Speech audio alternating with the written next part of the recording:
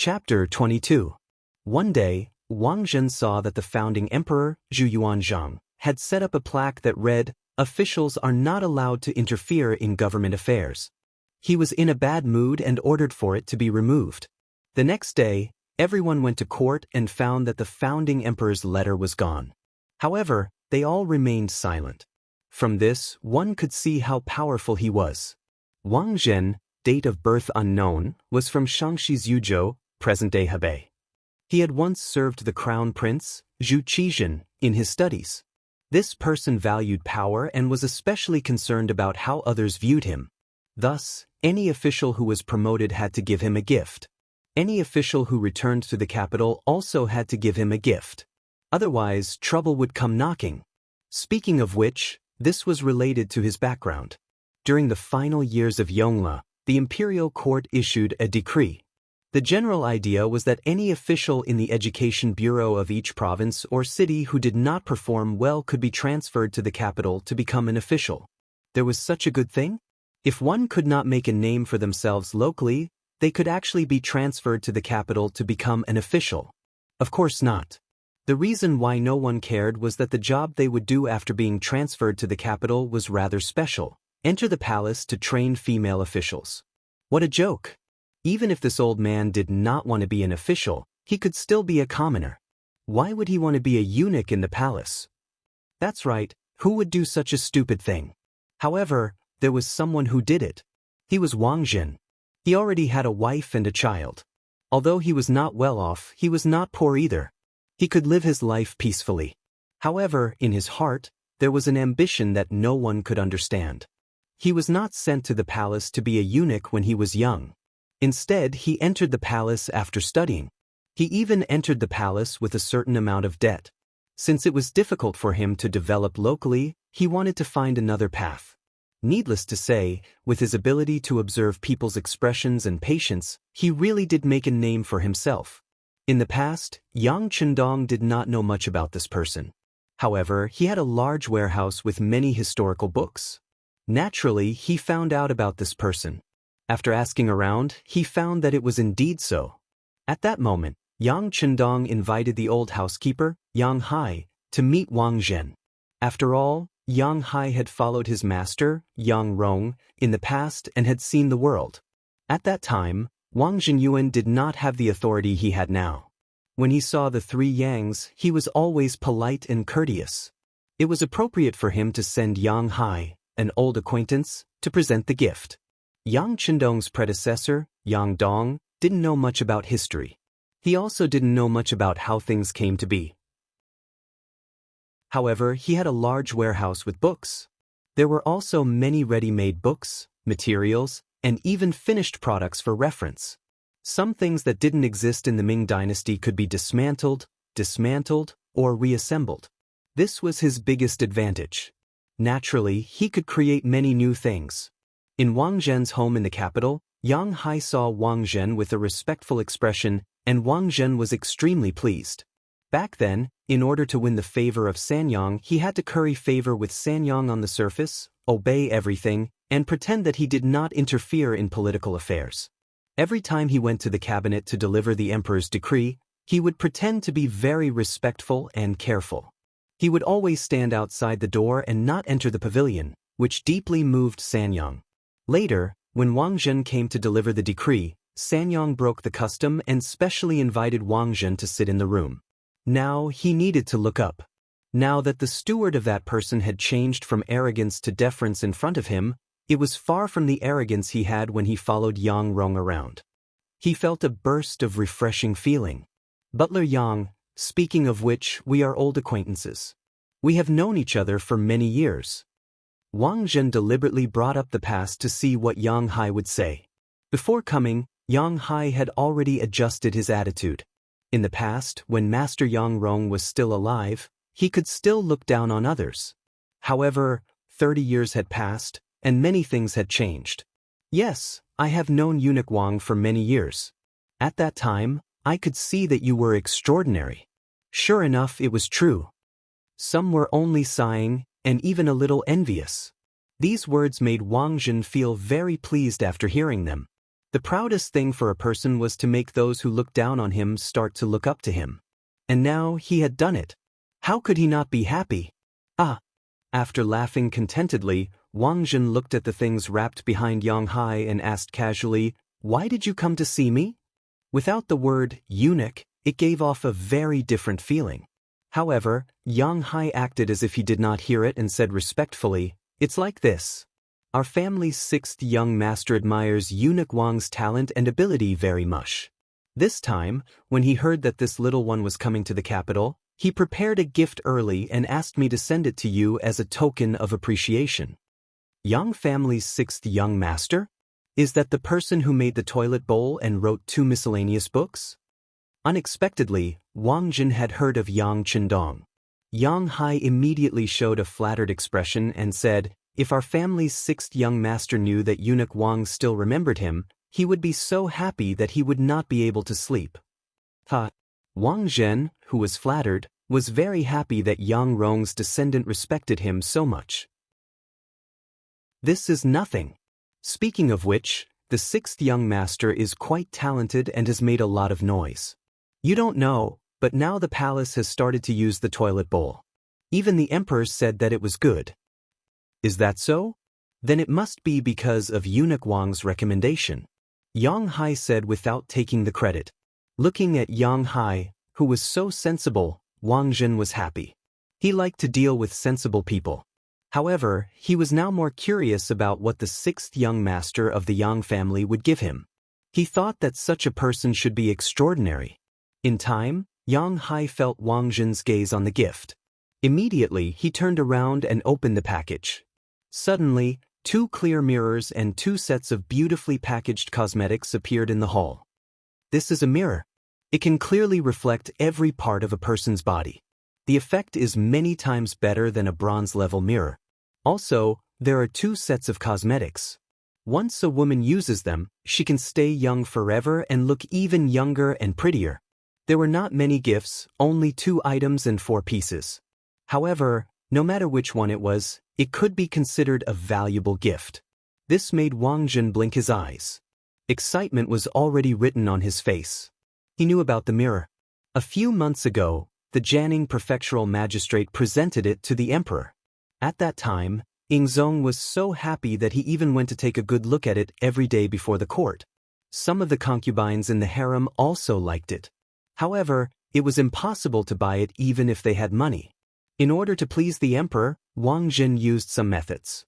He sent people from the East Palace to look for it, but there was no news. Unexpectedly, there were 2 of them at once. How could he not be happy?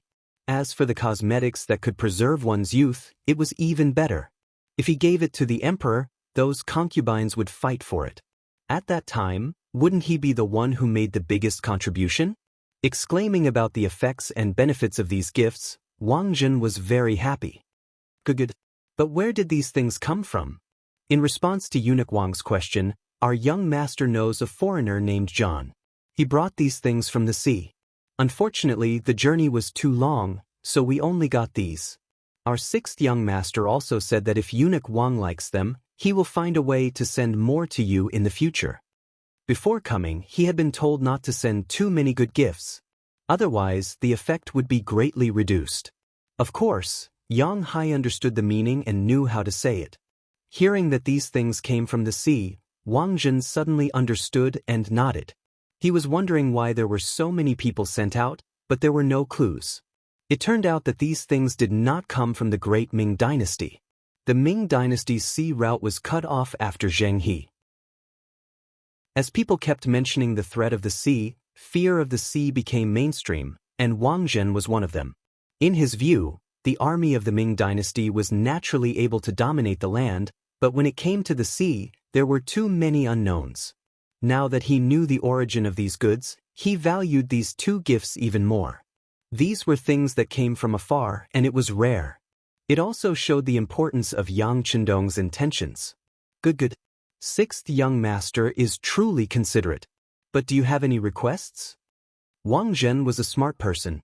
It was precisely because of this that he did not believe that Yang Chendong, who had not even been to the capital, would want to send him gifts. As the saying goes, if one were to lower oneself to others, one must have a request. Seeing that Wang Zhen was in a good mood, Yang Hai knew that the time had come. He said, "The Yang clan's matriarch passed away not long ago. As the youngest son, the sixth young master has to stay at home to take care of the family, so he won't be coming to the capital for the time being. However, before the matriarch passed away, she had a wish. She hoped that the sixth young master could take over the old master's mantle, work for the court, and be loyal to the emperor. She also said that if there was a chance in the future, he would learn from eunuch Wang." Wang Zhen laughed heartily. He did not believe that a good person would be willing to learn from a eunuch like him. However, since he had accepted the gift, he had to do something. Furthermore, it was such a valuable gift that he could not take it for free. This was also a kind of professional integrity. Besides, this request was not too high. He just wanted an official position. Just based on the fact that his father was Yang Rong, an auxiliary minister of the 5 dynasties, his family should have been treated with evil. Alright, this duke understands. If there is a chance, this duke will ask the emperor for a job for the 6th young master. Thank you, eunuch Wang. In addition, the 6th young master's Yang Bao is about to enter the capital, but there are some people who criticize it, saying that some of the things written in it are not Confucian. But in truth, most of it records matters of loyalty to the emperor, as well as the glorious achievements of my great Ming dynasty. It is accompanied by a few fabricated stories to make people laugh. Speaking of which, this is just something that the 6th young master casually wrote. It has no other meaning than to make a name for himself. Sir, you also know that the 6th young master is only 16 this year. In addition, 20% of it belongs to eunuch Wang. Chapter 23. Yang Hai recalled that the Yang Bao had followed him into the capital, so he decided to foreshadow this matter and report it in advance. Of course, according to what Yang Chendong said, privately running a newspaper could be a big or small matter. It mainly depended on how it was said. Once it was just a storytelling book, it would give people a preconceived idea. As long as Wang Zhen approved of it, it would not be a big problem to implement it. It was just paying 20% of the benefits. In the long run, it was worth it. When he first heard Yang Chendong's instructions, Yang Hai was shocked by the 6th young master's generosity. He directly gave away 20% of the benefits. Only a person with great courage would be able to do it. He even saw the 6th young master's boldness from this matter. He hated that he was old and could not follow the 6th young master for too long. Otherwise, he would definitely bask in the glory of the 6th young master. But fortunately, his son Yang Neng was also capable and young. He could follow the 6th young master in the future. Presumably, he would not have to worry about food and clothing in the future. He told Wang Zhen about the Yang Bao and said that he would give 20% of the benefits. Suddenly, Wang Zhen's eyes narrowed and the corner of his mouth twitched slightly. Okay, I will pay attention to this matter. Yang Hai knew that since Wang Zhen said that he would pay attention to it, there would be no problem. He immediately expressed his gratitude again and then tactfully left. When there was no one else in the room, Wang Zhen's face returned to its serious state. Come. After the voice fell, a person flashed out of the dark room. He was wearing a flying fish robe and holding a spring-embroidered saber. He half knelt and said, I will listen to your orders. Ji Guang, immediately go and investigate the Yang Bao. See what it is, who is against it, and who is supporting it. Investigate clearly and report back to me. Wang Zhen's eyes narrowed into a line. Without investigation, there was no right to speak. He would not let things go just because he accepted some things from Yang Chendong. He believed in the conclusion of his own investigation. Ji Guang was his private party. He was originally the commander of Long Qing's right guard, Qianshi. Later, he was promoted to Governor Qianshi. Because it was convenient to use him, he was transferred to the position of Qianshi in the Brocade Guards, a lower third-rank official. It was worth mentioning that in the first month of that year, the hereditary position of eunuchs was officially implemented. Ying Zong gave Wang Zhen's nephew, Wang Lin, the commander of the Imperial Guards, Qian Liang, Gao Rang's nephew, Gao Yu, Chao Jixiang's brother, Chao Zheng, and Kai Zhong's nephew, Kai Gu. The emergence of this system raised the status of the eunuchs to almost the same as the important ministers. Without a doubt, Wang Zhen was the boss of these people. Naturally, his subordinates would carry out his orders unconditionally and do their best. Wang Zhen wasn't worried about being deceived by Ji Guang's investigation. This was also because it was his first time dealing with Yang Qindong, so he had to be careful. This subordinate understands. Ji Guang replied, then retreated without any signs of life. Wang Zhen was left alone in the hall. He smiled and said, "The sixth young master, Yang Jitong Yang Qindong. Interesting. If you abide by the law, I won't be stingy and give you a good fortune after accepting your gift." With Yang Hai's appearance in the capital, Yang Bao soon appeared here. In order to make it easier for the people in the capital to read, it started from the first issue. The appearance of Legend of the Condor Heroes and Xiao Li's flying dagger naturally attracted the attention of the people in the capital who were lacking in spiritual food. This was because of the geographical location. Yang Bao was already so famous in Jianing, but because it was too far away from the capital, no one knew about it. This was unlike the modern age where the internet was so developed that even the smallest matter could be hyped up and made known to everyone. The sudden appearance of Yang Bao attracted the attention of many people, but at the same time, it was not well received by some people. They discussed in private about the nature of this report and what it could be used for. It was just that the emperor hadn't said anything, so they couldn't make up their minds and didn't know what to do. Yang Qindong, who had returned to Jianing Prefecture from the Black Wharf, had been paying attention to the movements in the capital. Yang Bao was nothing more than a test.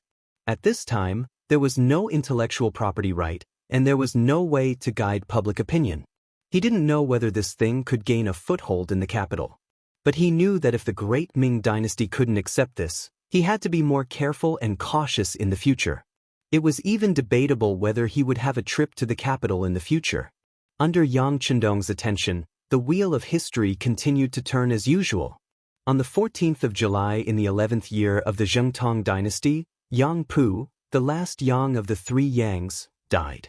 Yang Pu's death meant the end of the three Yangs era. Some of their original forces began to suffer a blow, and some forces that wanted to replace them began to stir. More than a month after Yang Pu's death, the incident began to break out. Unexpectedly, Yang Bao, which seemed to have gained a foothold in the capital, was the first to bear the brunt. On this day, in the main hall, there was a sudden condemnation against the descendants of Yang Rong. When Yang Rong was in power, he was known as Dongyang. He was the Minister of Works, Assistant Minister, Grand Secretary, and other positions. Naturally, he had great power. Many people immediately shut their mouths, afraid that they would be implicated. Wang Ji and Zhao Exayan originally didn't want to speak, but this matter involved them, so they had no choice but to speak up. "Niheng, you are slandering me. It's only because you did things unfairly that I couldn't help but say a few words to you. You are taking revenge here. Your actions are too vulgar. Besides, when have I ever had any contact with the sixth young master of the Yang family? I don't even know him, so what you are saying is nonsense." Zhao Exayan walked out from the group with a face full of indignation. Many people knew that there was a grudge between Niheng and Zhao Exayan, the director of the Ministry of Appointments. Niheng framed Zhao Exayan because of his grudge. Yang Bao was just an innocent bystander. However, there was one person who saw it very clearly. He was the Ministry of Personnel Minister Wang Ji. Wang Ji had replaced Guogu as the Ministry of Personnel Minister in the 8th year of Zhengtong and was in charge of all officials. Since ancient times, the Ministry of Personnel had a saying that officials were one level higher. Those who were able to occupy this position were all cautious and conscientious people. This time, he was suddenly reprimanded by Neihen in front of the court because he had a good relationship with Zhao Exayan, the director of the Ministry of Appointments. Since he had made a move on this person, if he did not take care of himself, it would not be long before he would be implicated by the counterattack. Thus, he had implicated himself. After thinking through the crux of the matter, he was worthy of being a minister. He didn't argue with Niheng like Zhao Exayan.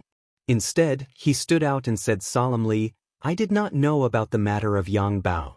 It's just that I've read a few magazines recently, and it's just that there are two interesting stories in them. They also talked about the might and glory of our dynasty and did not do anything to harm the country. I once thought that the person who created this newspaper was very talented. Later, I learned that it was done by the youngest son of Scholar Yang. I was even more impressed that Duke Yang had a successor. Thus, I boldly suggest that the court should promote more talented young people to be used by the country. After speaking, Wang Ji placed the ceremonial tablet on the ground. Then, he knelt down and buried his head deep in the ground. He saw the crux of the matter with one glance. Didn't you, Niheng, attack me with the dark background of Yang Bao? Then I will solve the problem from the root and clear the name of Yang Bao. Let's see what other tricks you have. Chapter 24. As the Minister of the Ministry of Appointments, Wang Ji had the right to recommend someone. Recommending a talented young student in front of the imperial court was the most appropriate move. In addition, Yang Chendong was born in the Yang family. This move could show his virtuous reputation after taking care of his friends. This move was really impeccable. The move to open up another path. Wang Ji's words made Niheng freeze on the spot, and he was somewhat at a loss. He did not expect that the other party would avoid the important and dwell on the trivial, directly pointing out the cause of the matter. This was completely different from what he had thought before. Niheng thought that whether it was Wang Ji or Zhao Xan, they would first find a way to escape and clarify their relationship with Yang Rong. In this way, it was bound to arouse the dissatisfaction of some of the pro-Yang faction in the imperial court. At that time, he only needed to insist that the other party had something to do with it. After all, the influence of the three Yangs was deep and wide. Who in the imperial court could say that they had nothing to do with it? This was called yellow mud falling into the crotch of one's pants. Even if it was not shit, it was shit. Who would have thought that the other party did not evade their relationship with Yang Rong? Perhaps they could not evade it, so they simply took the opportunity to recommend the sixth young master of the Yang family. As a result, his wishful thinking was completely ruined. Wang Ji was worthy of being a minister. Avoiding the important and dwelling on the trivial, and opening up another path completely ruined Niheng's goal. This also made him feel that the situation was not right. He had to look at Wang Zhen, who was standing next to the emperor, for help. At this time, Wang Zhen's old face was stiff, but his heart was abnormally angry. Ji Guang had already investigated the matter of Yang Bao. The result was naturally that it was a story, and a serial article that told a continuous story. Although it recorded some miscellaneous knowledge, it had nothing to do with the system of eunuchs. For a literary magazine like this, there was no threat at all. It could even be said that it was a business method. At least for a few months, it had made a lot of money for Wang Zhen. This made Wang Zhen very happy. Because this was different from bribery, this was a share of the money that he had obtained with his own ability. It was regarded as a legitimate source of money. Wang Zhen was secretly happy about this. And just a few days ago, he even received 2 copies of Yang Bao from the people and gave them to the emperor. Ying Zong was also attracted by The Legend of the Condor Heroes. After all, Ying Zong was still a child, only 19 years old, and he also liked stories of gratification and revenge. Because of this matter, Ying Zong even asked his teacher, Wang Zhen, to find the complete draft of the Condor shooting. He wanted to read it to his heart's content. Taking advantage of this opportunity, he deliberately put in a few good words for Yang Chendong, so that he did not accept these gifts in vain. First, letting Zong have such a person in his heart and slowly form a good impression of him. At that time, being promoted to an official would be a matter of course. Seeing that everything was going smoothly, Neihen suddenly jumped out and almost ruined his plan. How could he not be angry? Of course, what made Wang Zhen even angrier was that Neihen did not inform him before doing this. This was completely an act of his own volition. It could also be seen that Neihen did not care about him at all. Since that was the case, why would he care about it? Now that he saw Neihen's pleading eyes, he really wanted to slap him and have the Eastern Palace guards arrest him. His heart was filled with hatred, but Wang Zhen could not do this. Everyone knew that Neihen had sided with him. If something happened to him today, Wouldn't people think that he was weak? In this way, it was inevitable that there would be sudden changes, and it would be detrimental to the peace. Just because his heart was filled with hatred, it did not mean that Wang Zhen would not punish Nihan. At the very least, he wanted to teach him a lesson through this matter. Therefore, he turned around and said to Yingzong with a smile, "Your Majesty, Minister Wang is right. The sixth son of the Yang family, Yang Jitong, for the sake of the reader's pleasure from now on he will only be called Yang Chendong, is indeed a talent. If such a person can be used by the court, it will be a great thing. As for Nihan and Zhao Xian, roaring in the court is really disgraceful. They can each be beaten 5 times with a rod and thrown out of the court." Good teacher is right. This emperor also has the same thoughts. Come, drag Nihan and Zhao Xian away and beat them 5 times with a rod each. Yingzong sat up straight and spoke with the appearance of a wise emperor. As soon as he finished speaking, the brocade guards came forward and dragged the 2 of them out. From beginning to end, the 2 of them did not speak. Zhao Xian did not dare. He was afraid that if he shouted, it would only make the rod more severe. However, he was still in a state of confusion. From Wang Zhen's words, he finally understood that his masters seemed to have some relationship with Yang Chendong. It was hateful that he didn't even understand before making a move. This was simply asking for trouble and even asking for trouble. The 2 of them were dragged away. The handsome and imposing Yingzong's gaze fell on the Minister of Personnel, Wang Ji. "Minister Wang, this person was recommended by you. What position should we give Yang Chendong?" Because he had read the book, Condor Shooting, Yingzong had a good impression of Yang Chendong. This matter was suggested by Wang Ji, and Wang Zhen agreed. How could he object? Wang Ji raised his head, and a few titles flashed through his mind. Speaking of which, Yang Chendong was still too young. He was only 16 years old, and it was very difficult for him to be given an official position. Today was just a coincidence. However, since the emperor asked, he needed to give an explanation. He said, "Your Majesty, this subject believes that Yang Chendong is very intelligent. He became a scholar at the age of 13. He should be able to take up the position of governor of Jianing Prefecture. After he is done with his family, he can be transferred to the capital." The governor of Jianing Prefecture was a 9th-rank official in charge of administrative and civil affairs. However, there was no mention of the previous governor being transferred away. This meant that this position was originally just a position without any real power. It could also be called a scattered official. The biggest difference was that there was an additional official position. "Yes, Minister Zhuoqing." Yingzong nodded his head. Towards a 9th-rank official, he really couldn't bring up the slightest bit of interest. The court was dismissed. At this time, Nihan and Zhao Xian had been sent out of the palace. The officials also acted as if nothing had happened and returned home. However, what they did not know was that history had changed a little. In history, Nihan had a grudge with the Ministry of Personnel's Dr. Zhao Xian. He framed Wang Ji and Assistant Minister Chao Yi, and they were both imprisoned. They both suffered a little. Later, Yingzong treated them leniently, and Wang Ji and Chao Yi were reinstated. They only took Zhao Xian and Nihan's salary. However, because of the appearance of Yang Bao, Nihan took action in advance and did not implicate Chao Yi. Fortunately, this change was not very big. At least, the general direction of history did not change. Otherwise, Yang Chendong would have a headache. The officials returned home. The Minister of Rights, Hu Ming, also returned home in his official sedan. As soon as he entered the residence, Hu Ming called the housekeeper and asked, "Go find Yan, and ask for a copy of Yang Bao. Bring it to my study." Hu Ming had heard about the Yang Bao before, but he did not care about it. In his view, it was far from the orthodox way of Confucius and Mencius, and he disdained to hear about it. However, what happened in the court today made him curious about the Yang Bao.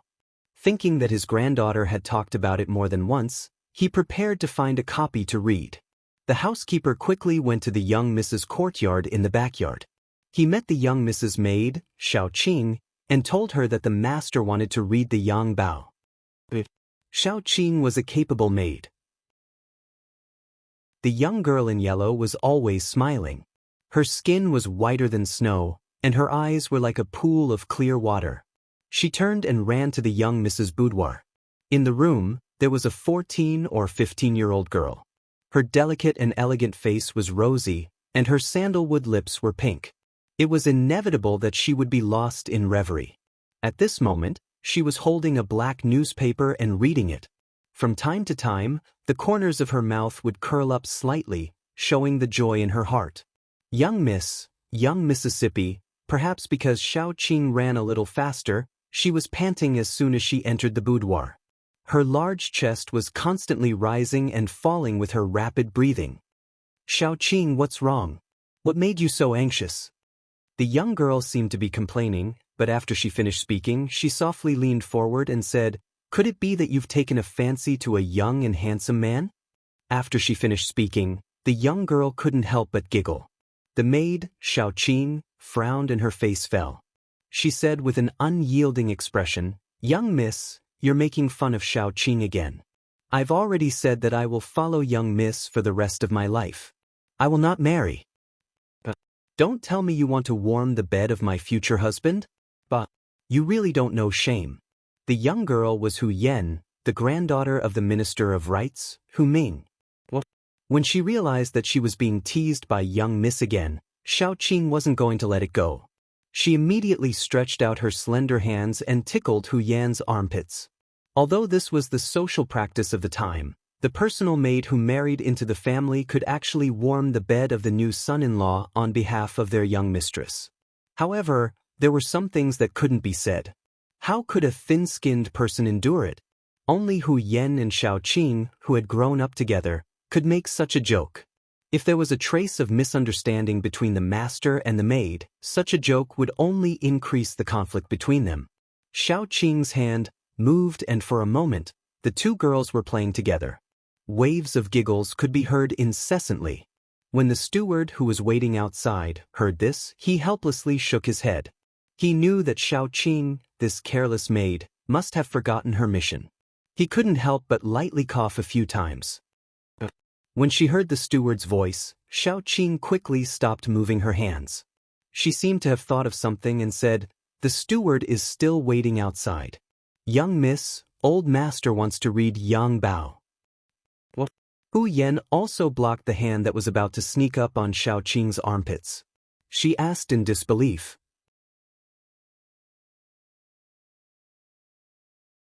Chapter 25.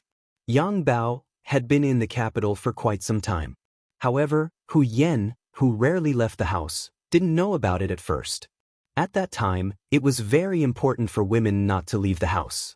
But one day, when she entered her father's study to help clean, she accidentally saw a copy of Yang Bao on the table. Hu Yan's father was Hu Zhao's eldest son, Hu Changning. At that time, he held the position of protector of the Brocade Guard and was a fourth-rank official. As a member of the Brocade Guard, it was necessary for him to have political awareness and vigilance. For something as new as Yang Bao, it was impossible for him not to study it. Therefore, he brought a copy of Yang Bao back home. However, other than the wonderful story and some general knowledge about life, he really couldn't see any negative thoughts in it. Therefore, he casually put it on the desk. He didn't want to become a treasure in the eyes of women. Speaking of treasure, it naturally referred to the wonderful stories inside. This was also the tragedy of society at that time. Women only paid attention to the 3 obediences and 4 virtues. They could only read women's commandments, internal discipline, Analects of Women, and other boring books. They had long been bored of reading similar books. Suddenly, there was an edition of Shooting Condor and Xiao Li's Flying Dagger. Among them, the silly Guijing and the affectionate Li Xuanhuan made Hu Yan unable to put them down. She felt as if she had seen another world. It was full of novelty, curiosity, and amazement. Soon, this issue of Yang Bao was finished. She could even recite it backwards. At this moment, Hu Yan only hated that there was only this one issue. Moreover, this was neither the first nor the last issue. This story really had no beginning and no end, and it made people unhappy. This unhappiness quickly turned into anxiety. She anxiously waited for an entire afternoon. When her father finished his work and returned home in the evening, she anxiously begged him, saying that she wanted to read more of Yang Bao. Hu Chongning was the eldest son of the Hu clan. He was deeply loved by Hu Shao and greatly favored by the emperor. Because of this, he entered the important department of the brocade guard. Don't be fooled by his stern face when he was working, giving people a feeling that strangers shouldn't get close to him. In fact, he was cold on the outside but warm on the inside. He was especially fond of his little daughter. Faced with Hu Yan's seemingly unreasonable pestering, Hu Zhangning finally gave in and promised to bring more copies of Yang Bao home. With Hu Zhangning's guarantee, Hu Yan was happy. Her father even used his privilege to find the first issue of Yang Pao, which satisfied her request. The story finally had an end. However, as Yang Rong's son, the most direct descendant of his family, he was fine. Could it be that Wang Jin had changed his strategy? Or did the root cause appear in Yang Qindong? Hu Shao carefully considered the cause and effect, and found that it should be the latter. This was because a few days ago, an official who was on good terms with San Yang had been arrested by Dong Shi. If Wang Zhen had such intentions, he should not have changed his mind so quickly. If that was the case, then Yang Qindong was somewhat interesting. He was clearly Yang Rong's son, but he could obtain Wang Zhen's support. How did he do it? Of course, Hu Shao did not believe that Yang Qindong had done everything by himself. He guessed that there must be some expert. Who was this person? This really piqued his curiosity. He asked the butler to find Yang Bao to see if he could find any clues from it. In Mrs. Room, Hu Yan immediately became happy after knowing that the maid Xiaoqing was not joking. Great, grandfather also wants to read Yang Bao? Then I'll send it to him immediately. There was a reason why Hu Yan was so happy. She had asked Xiaoqing to go out and find out that Yang Bao first appeared in Yang Qindong's hometown, Jianing Mansion, and Yang Qindong was there. It was later spread to the capital. She also heard that Xiao Li's Flying Dagger and Xiao Li's Condor had been published before Yu Jianing. They seemed to have finished their drafts, and even the whole book seemed to have been published. For this matter, Hu Shao had asked his father, Hu Chongning, more than once to send someone to Jianing Mansion to buy 2 copies of the 2 completed books. However, his father refused.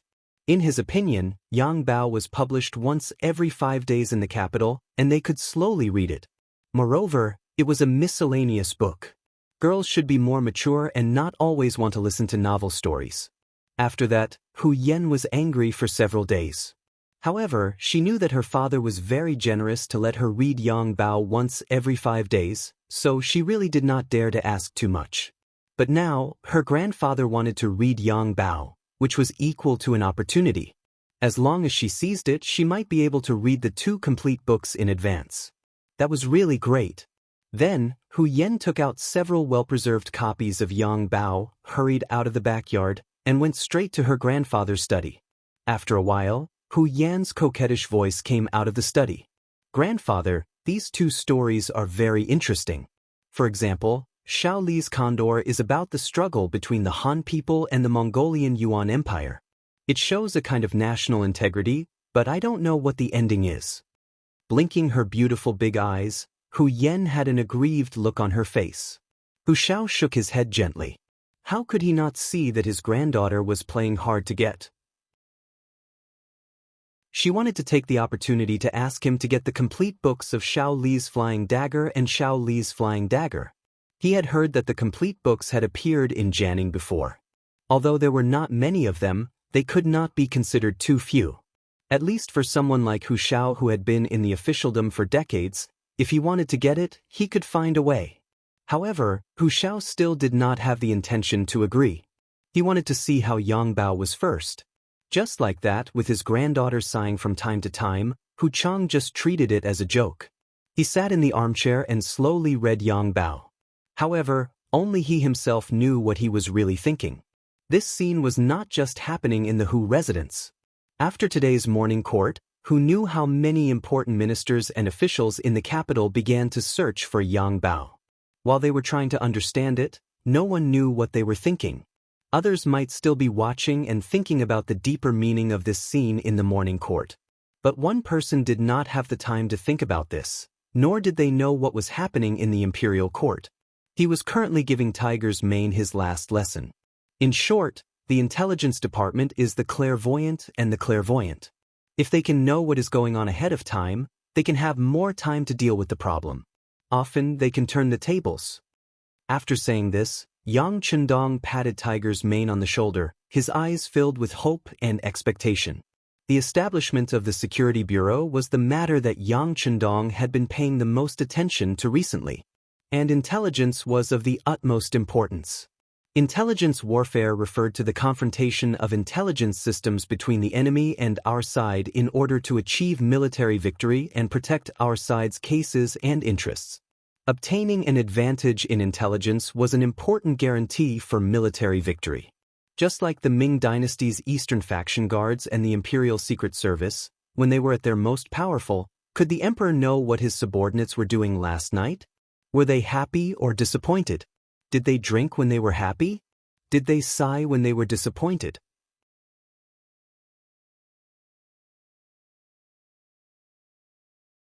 Ever since Ingzong's Tumacastle incident, the Ming dynasty had entered the middle of its decline.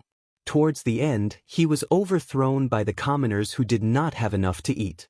In the end, he allowed a few 100,000 people to become the emperor, ruling over the Han people for over 200 years. Later on, when the Eight-Nation Alliance entered Beijing, the Qing government was unable to cede land and pay compensation, causing China to suffer a great loss. These were all historical events. However, since Yang Chendong had accidentally come here, he naturally would not allow such things to happen again. He wanted to change everything as much as possible. He wanted to find a way to make Huaxia stronger and even make it the true center of the world. One day, every Chinese person would be able to walk out with their head held high. Whenever he introduced himself as a Huaxian to others, he would receive heartfelt respect and reverence from others. At that time, he would not let down the heavens, allowing him to live another life. Of course, doing all of this was extremely difficult. Yang Chendong understood how big the world was much better than the people of the Ming dynasty. However, it was because he understood that he had confidence. It was because of the weapons in the warehouse that were hundreds of years more advanced.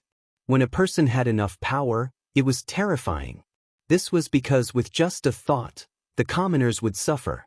If they were not careful, they would become sinners for eternity. On the other hand, if such power was used to benefit the commoners and the country, it would also play an extremely positive role. Yang Chendong's idea was the latter. He hoped that through his own efforts, he could change the outcome of the Ming dynasty being destroyed in a few hundred years. He also wanted to change the situation where the Han people were slaves. All of this would undoubtedly be a lofty goal, and he would need to put in a lot of effort to achieve it. Taking advantage of the Ming dynasty's maritime ban, he had worked hard to build a powerful navy. Now, he had also worked hard to establish the Security Bureau. Fortunately, Tiger's Mane and Yang San were both diligent and eager to learn.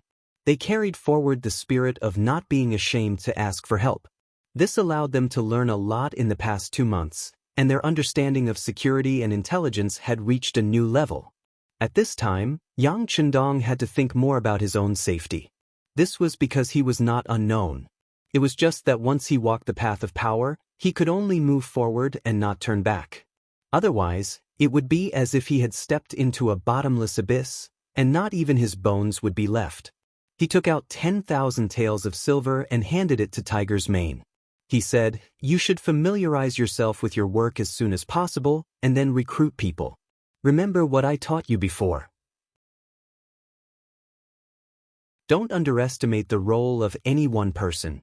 Often, big things are caused by small people. Perhaps a street gangster, a peddler, a street sweeper, or even a beggar will play a key role in certain situations. Therefore, the people you use are destined to not stick to one pattern." Do you understand the meaning of this sentence? Young master, we understand. What you mean is that as long as people are useful to us, we can rope them in. Even those useless people, as long as they have ambitions, can be used as our hidden pawns. Who knows when they will be activated, and then they will play an unimaginable role.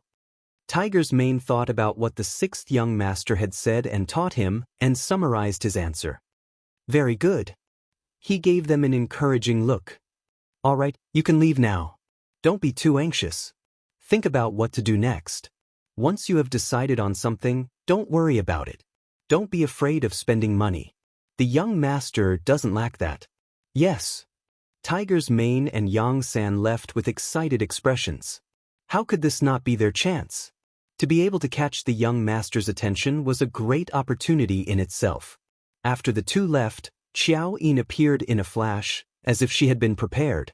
She brought a pot of freshly boiled tea to Yang Chendong.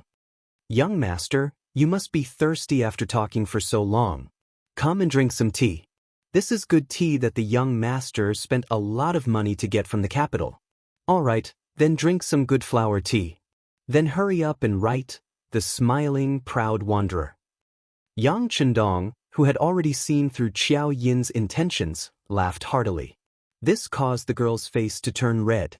After the legend of the Condor Heroes and Xiao Li's Flying Dagger, Yang Chendong wrote the third novel, The Smiling Proud Wanderer. It was Master Jin Yong's later work, and its narrative had already reached the pinnacle of perfection.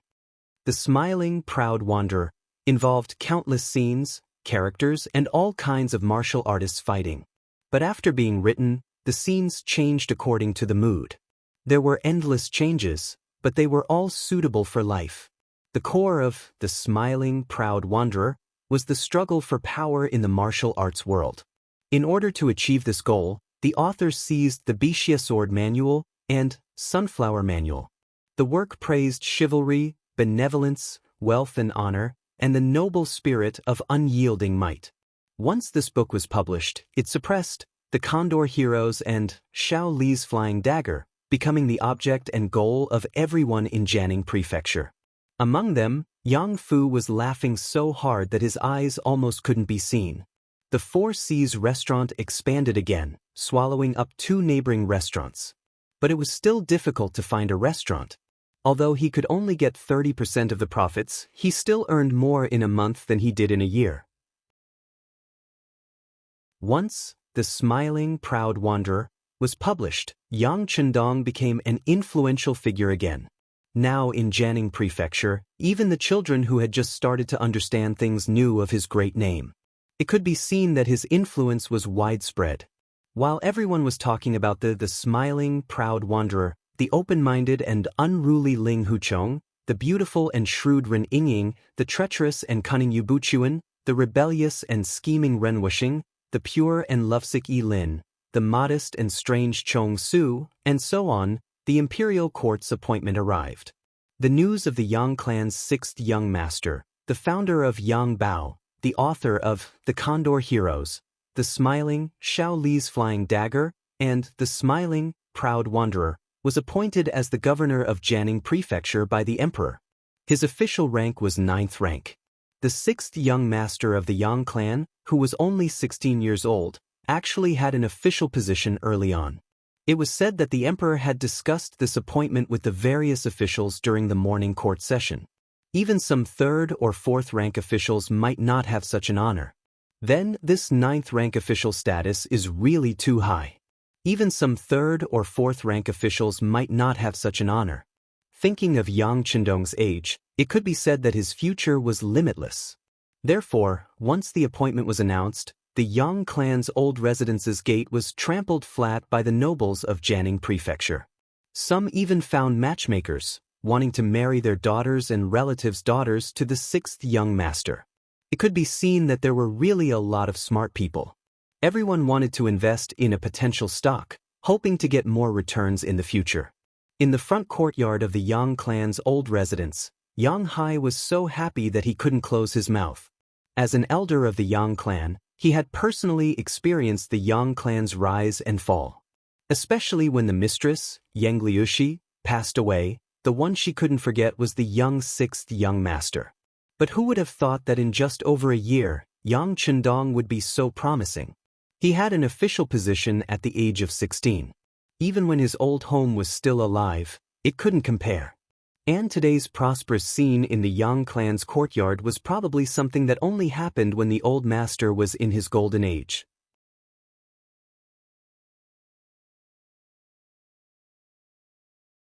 Chapter 27. For a moment, Yang Hai was grinning from ear to ear. He knew that it was because he had gone to the capital, met Wang Zhen, and gave him a gift. But wasn't that what the young master was thinking? Compared to other young people, the sixth young master's calmness was definitely rare. Compared to Yang Hai, who was standing there laughing foolishly, the maid Xiao Yin's expression became very ugly. Especially when some of the matchmakers who had come to play matchmaker saw Xiao Yin ask the sixth young master if he had any intention of marrying a wife, her face turned red with anger. If not for her face and not wanting to dampen everyone's spirits on this joyous day, she would have chased them away. At the moment, the Yang family's old residence was very lively, but as the person involved, Yang Chendong, Tiger's Mane, Beta Persei, and the other servants had already gone to the Yamen of Jianing Prefecture to pay a visit to the prefect, Li Daotong. Li Daotong was a jinshi at the end of the Yongle period of Qingzhou. After a lot of hard work, he was appointed as the prefect of Jianing Prefecture, a fourth-rank official. It was equivalent to the secretary of the municipal committee and the mayor of a modern city. When Li Daotong received the news that Yang Chendong had suddenly sent an invitation to visit, he immediately put down the brush he was writing on and said to the housekeeper, "Please." In the entire Jianing Prefecture, the number of people who could receive Li Daotong's please could be counted on 2 hands. But when it came to people younger than 30 years old, there was no doubt that only Yang Chendong had such qualifications. In the guest room, Li Daotong was sitting precariously. Not long after, Yang Chendong, dressed in a green robe, walked in. When he entered the hall and saw Li Daotong, he quickly bowed and said, "Subordinate Yang Chendong greets Lord Li. Ha, Prefect Yang, please rise." Li Daotong narrowed his eyes and stood up, reaching out his hand to support Yang Chendong. Yang Chendong smiled and used this force to straighten his body. No matter what, now that he was in Jianing Mansion, there were too many things he needed the other party to take care of. He had to give the other party enough face. Li Daotong was confident in his status. Being able to help a 9th-rank official up was already giving him enough face. Speaking of which, it was nothing more than a case of a man flattering a man. Magistrate Li also knew that Yang Chendong had an official position at such a young age, so his future would be bright. Now he was being courteous to him, but it was just to get some good karma in the future. Yang Chendong, who was given a seat, declined with a smile. Then, he sat down on a chair and began to talk about his own affairs. Lord Li, this lowly official's mother has just passed away for more than a year. Her mourning period is not over yet. Please understand. I understand. Your mother was a woman with a title of nobility.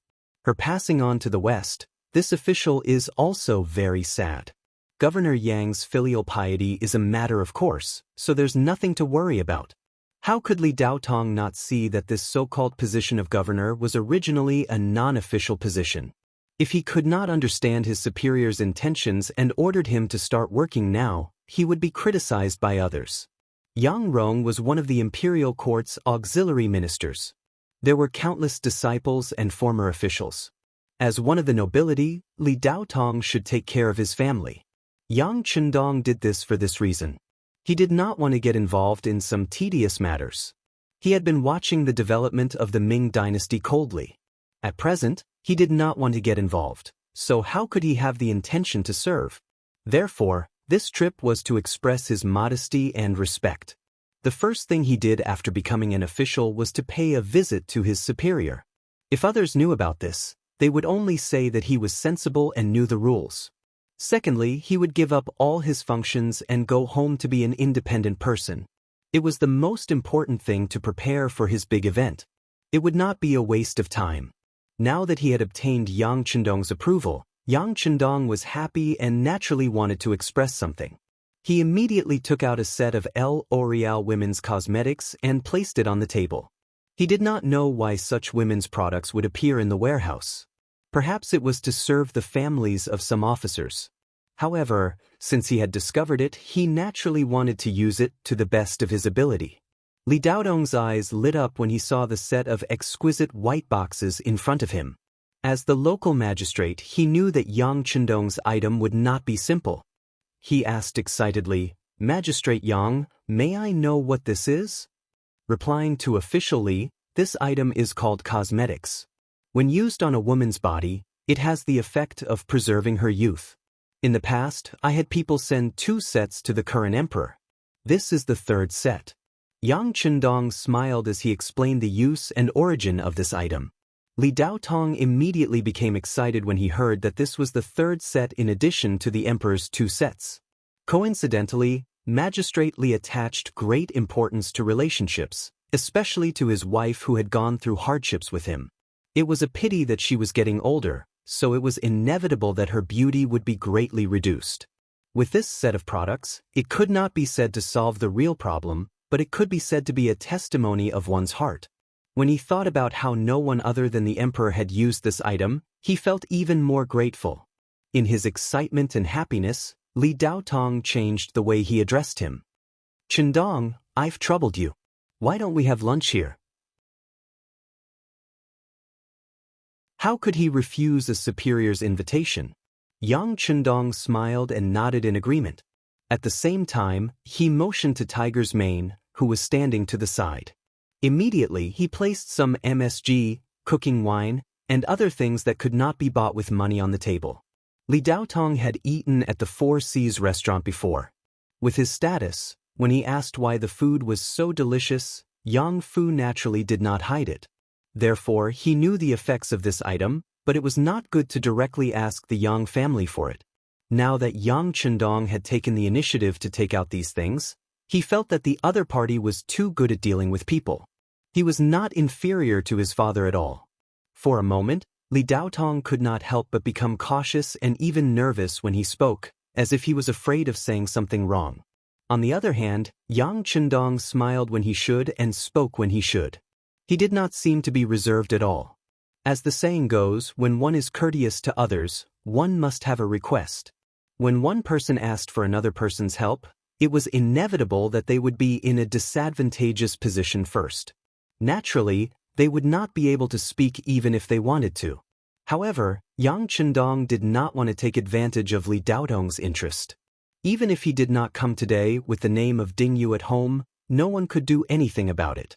Since he was so calm, it was natural when they got along, and he even had the intention of gaining the upper hand. This scene was seen by Tiger's mane, Beta Persei, and the others who were standing at the side. Everyone was amazed. They admired the 6th young master's calmness and nonchalance. Yang Chendong had an official position, and since then, he acted more freely. The people of the Yang family's old mansion also felt proud of him. When they walked out on the street, their chests were raised a little. From Magistrate Li's mansion to the Yang family's old mansion, Yang Chendong continued to keep a low profile. Even when guests came, he recommended them on the grounds that he was not feeling well. However, only the old butler Yang Hai, Xiao Yin, and a few other people who were familiar with him knew that the 6th young master was not in the old mansion at all, but had left. As for where he went, they would never ask. In their eyes, the 6th young master was a person who did great things. Everything he did was not something they could explain.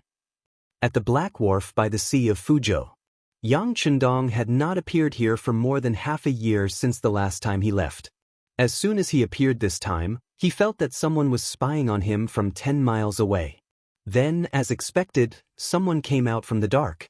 There were even 2 people hiding by the sand, using the camouflage there.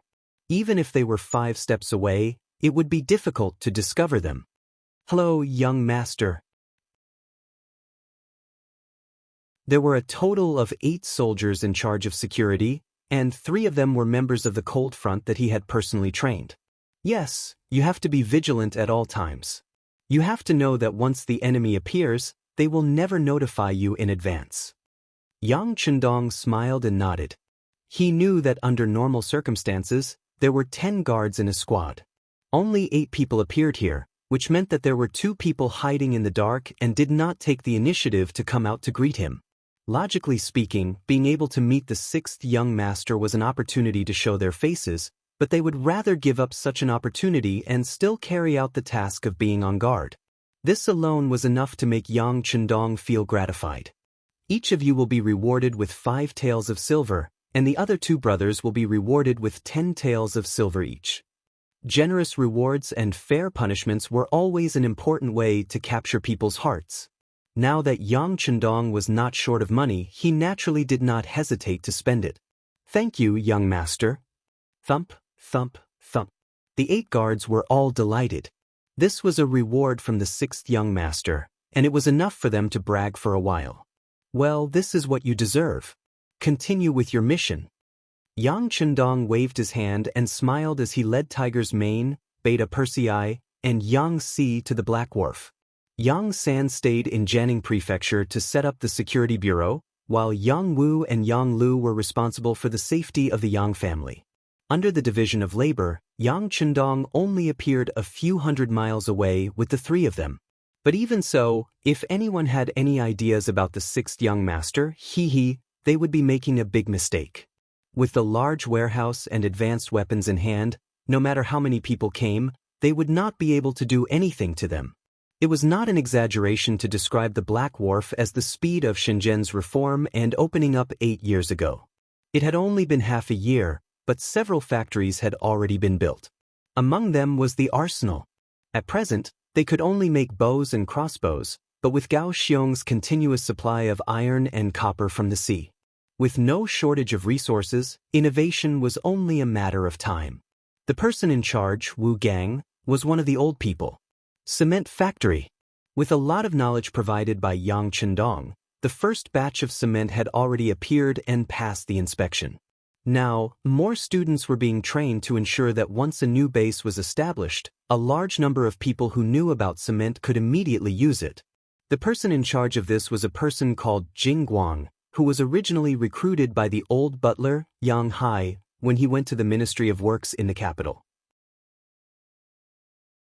Yang Rong was the Minister of Works for a long time, so he still had the ability to hire a few idle people in the ministry.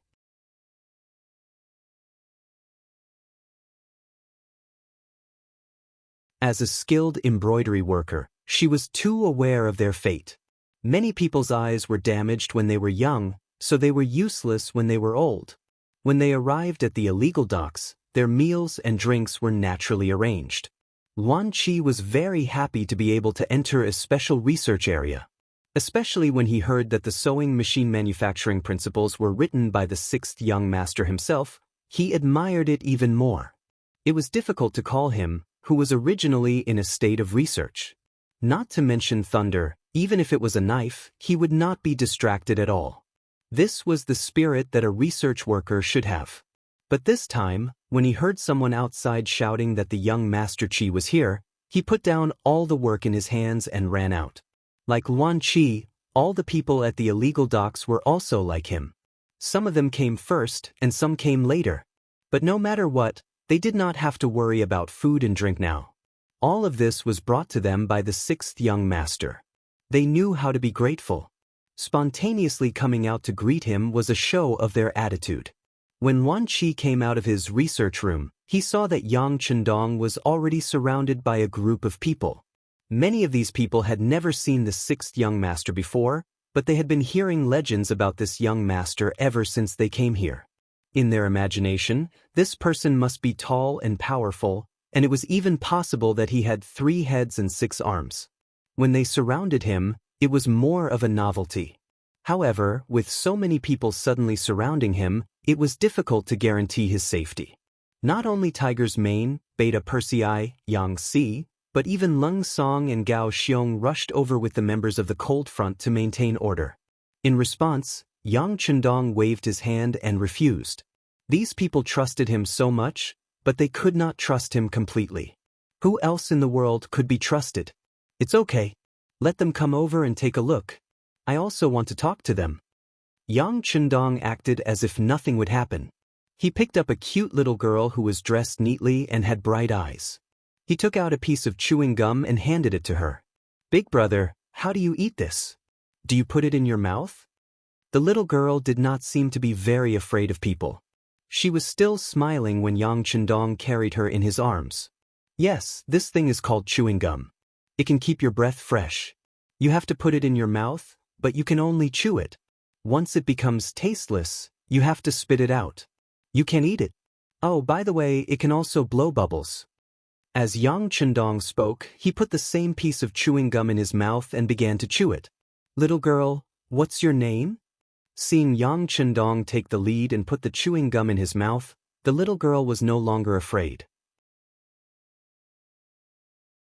She also opened the packaging of the gum in her hand and chewed it.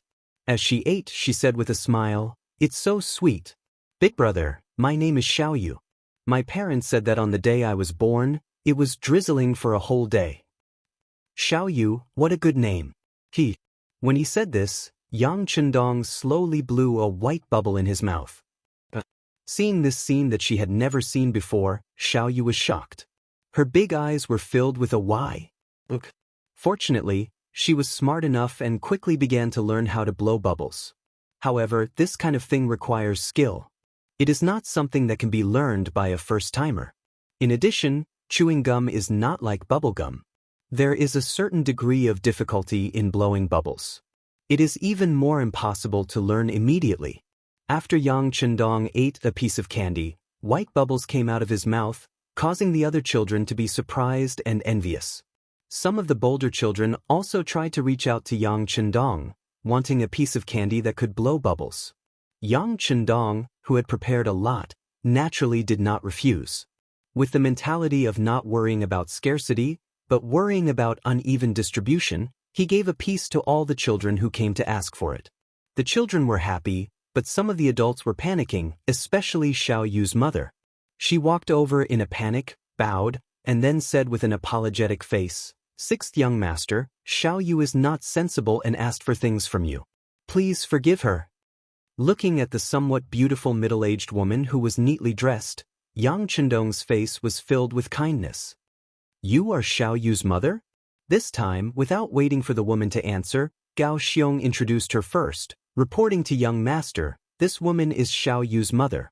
Her name is Zhou Hua, and she is the wife of the person in charge of the power plant, Luan Qi.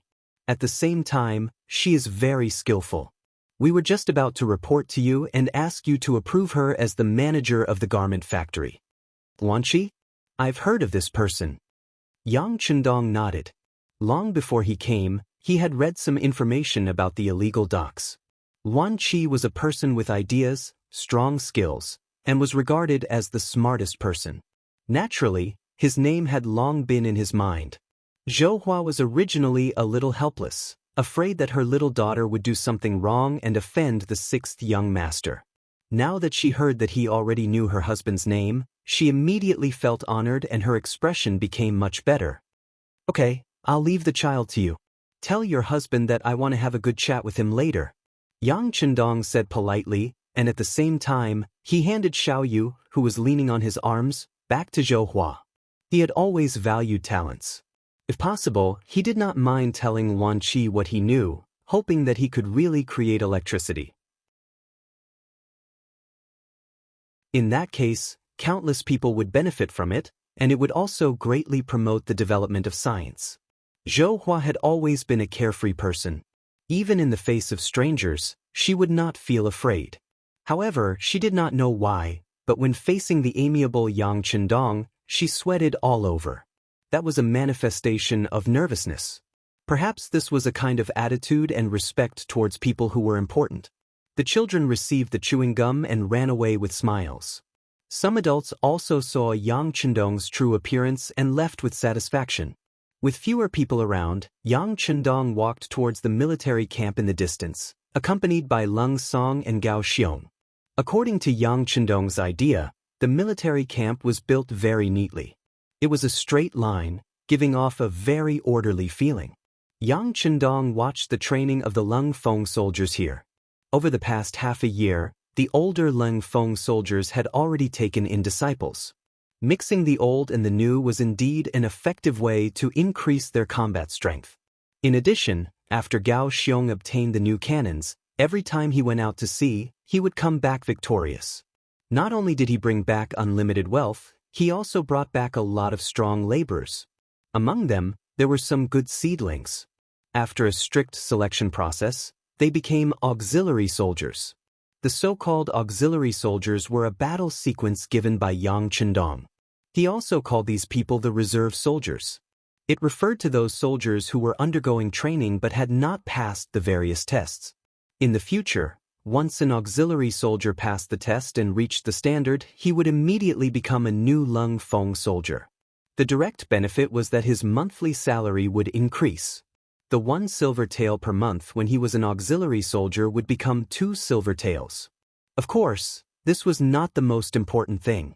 After becoming a Lung Feng soldier, it meant that he was a qualified soldier and would be given a 81 rifle. That was the symbol of glory. For the sake of safety, they usually did not carry bullets in their guns. They would only carry bullets when they were shooting targets or when they needed to go out on missions. However, this still made some people wild with joy. Every new member of Cold Front carried a gun and walked around the dark dock. It was not only to show off, but also to show off.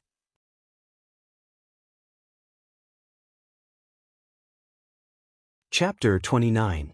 Lung Song and Gao Xiong didn't stop them. In their eyes, this was an honorable display of status and also a way to increase their sense of responsibility. These people's showing off could indeed boost the morale of the training and ensure that more qualified men would sign up for the army. However, Lung Feng's assessment was too strict. After half a year, the number of auxiliary soldiers had already reached more than 1,000, but only about 100 of them were qualified to carry guns. Yang Chundong stood there in high spirits as he listened to Lung Song and Gao Xiong's report. Especially Lung Song, because most of the candidates were plundered from the sea. He wanted to develop the army, but every time he wanted a good seedling, he had to argue with Gao Xiong many times before he could get his wish. As a result, the army only had a platoon of 30 people. This was far from enough to meet his requirements, and he couldn't lead these people to achieve any glorious results. Yang Chundong lightly shook his head at Lung Song's anxiousness. You can't eat a fat man in one bite. These people were born poor. They didn't even have enough to eat before, so their physical strength couldn't keep up. If they wanted to reach the standard during training, it would naturally take a lot of effort. It doesn't matter if they don't have to, now that they can eat their fill, their physical fitness will definitely improve slowly. When the time comes, more and more people will pass the assessment, and both the Navy and Army will have the opportunity to grow stronger. Haste makes waste. It was unrealistic to expect a person who hadn't eaten their fill for more than a decade to completely recover their body in a short period of time. Yang Chundong had just finished speaking when one of the instructors, He Yang, agreed. Yes, young master is right. These soldiers' physical fitness is really too weak, and it will take some time for them to recover their bodies. We will pay more attention to the distribution of food in the future, so that they can recover as soon as possible and pass the assessment. He Yang observed Yang Chundong attentively and noticed that Yang Chundong was listening attentively. He even nodded from time to express his agreement. He then probed, it's just that their bodies are easy to recover with enough food and meat. However, when it comes to cultural classes, most of them are illiterate. It's a little troublesome to teach them. Can't you be a little more lenient in this aspect? Have you already done that?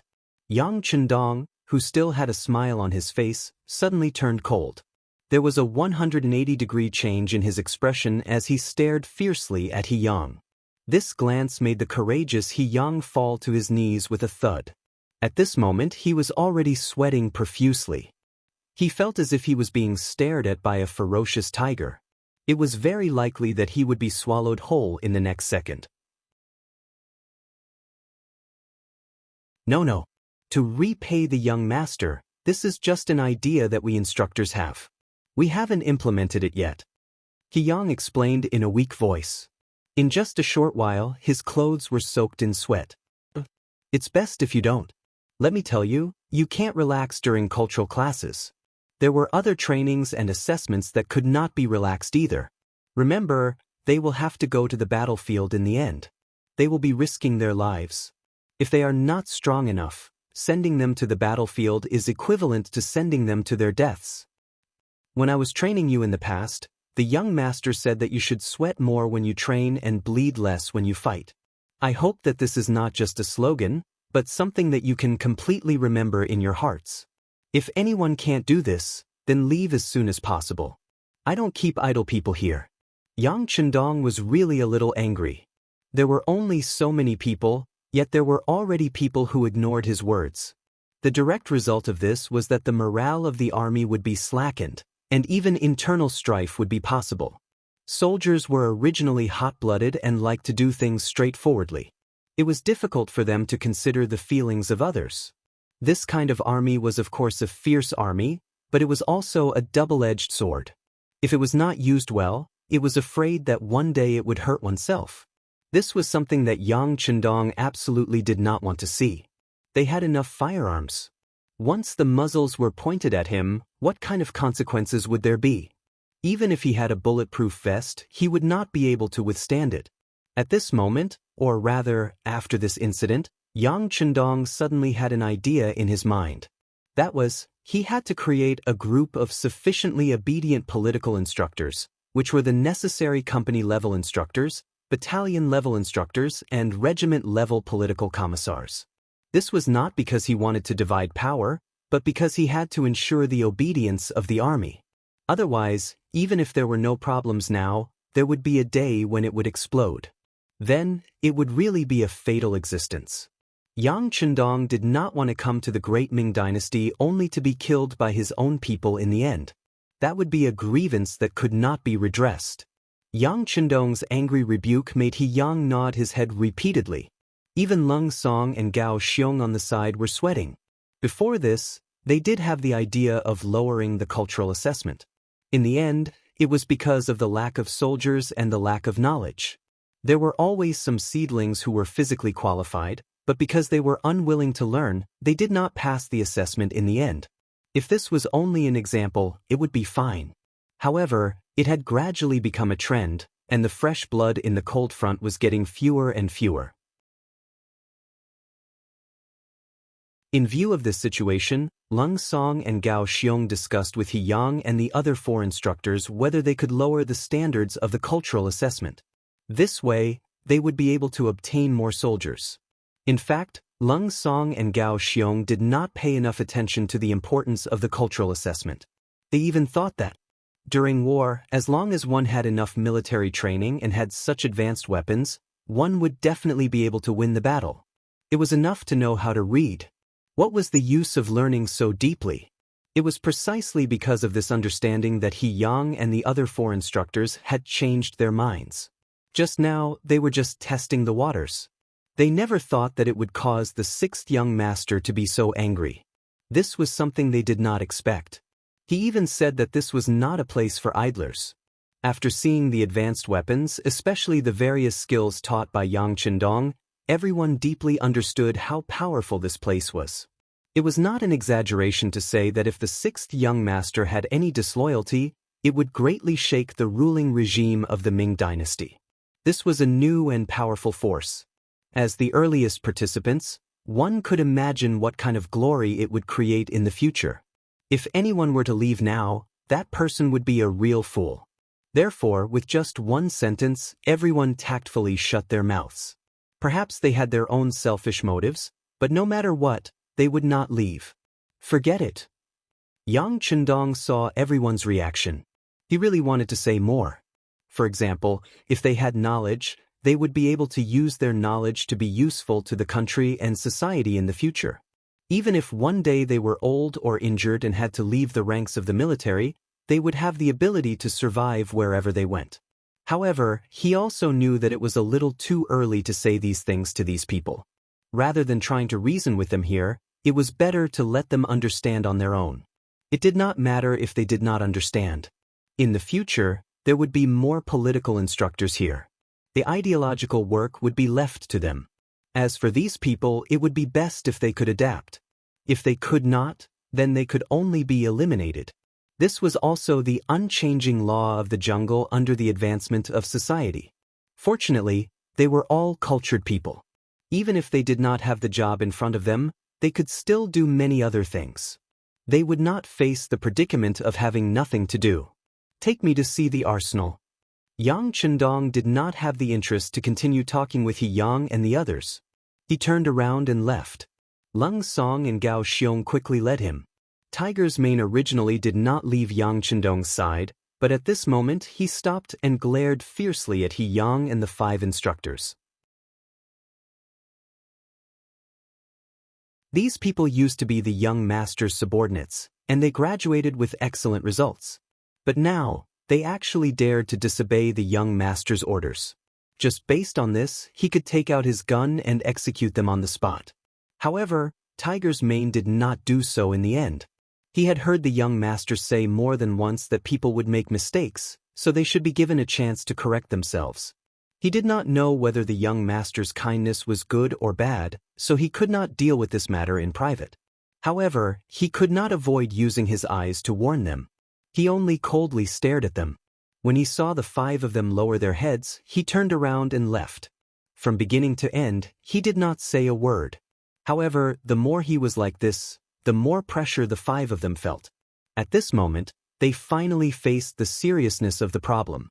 They also understood that once the young master gave up on them, they would completely lose the life in front of them.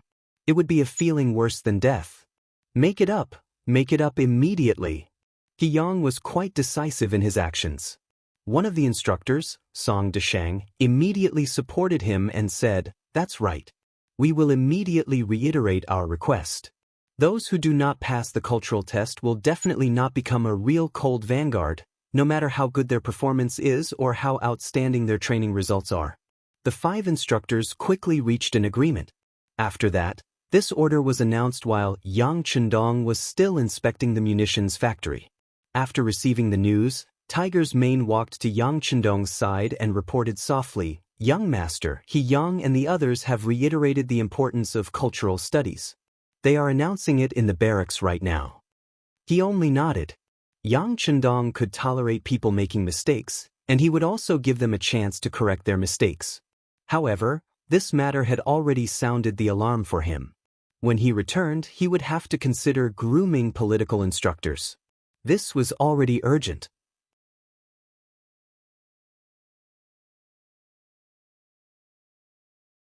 Chapter 30. Yang Chendong just nodded to show that he knew about it. Then he continued to talk to Wu Gang, the person in charge of the munitions factory. Now there are more and more people in the army, and the number of target practice is more and more frequent. Therefore, we need more and more ammunition. You can't just make bows and crossbows, because there will be fewer and fewer opportunities to use them in the future. It's time to shift your focus. Wu Gang nodded respectfully and replied, "Last time, young master told me about the process of making bullets. I also took some people to do experiments. I believe that soon, we can make our own bullets. But the shells still need some time." Very good. That's the way to do work. You need to be proactive. Don't wait until the last moment to remember what to do. Yang Chendong expressed his appreciation for Wu Gang's attitude and work progress. Finally, he asked with concern, "How is it? Is the gunpowder sufficient?" "It should be enough for now. Captain Gao Xiong met a fleet of gunpowder at sea last time, and they sent it to me. But the quality of the gunpowder is not very good, so it needs to be purified. For this reason, we have decided to find the raw materials to develop the gunpowder ourselves. In this way, the guarantee rate will be higher." Good. Wu Gang's answer and preparation made Yang Chendong very satisfied. Immediately, he expressed his approval for their work. At the same time, he ordered that all the staff of the munitions factory would be rewarded with 2 taels of silver. For those who worked actively and made outstanding contributions, the rewards would be doubled. He also said that whoever produced the first batch of ammunition would be rewarded with 100 taels of silver for each worker who participated in the improvement. After inspecting the munitions factory, Yang Chendong went to the furniture factory and met Li Xuanfu, the person in charge here. Li Xuanfu made a lot of money for Yang Chendong when he made the toilet, so Yang Chendong knew him very well. During the conversation, he not only affirmed the work of Li Xuanfu and others, but also expressed his expectations for their work. That was, they should continue to work hard and make more furniture of better quality for people to use. In the cement factory, he met the person in charge, Jing Guang. As for the function of cement, Yang Chendong knew it very well.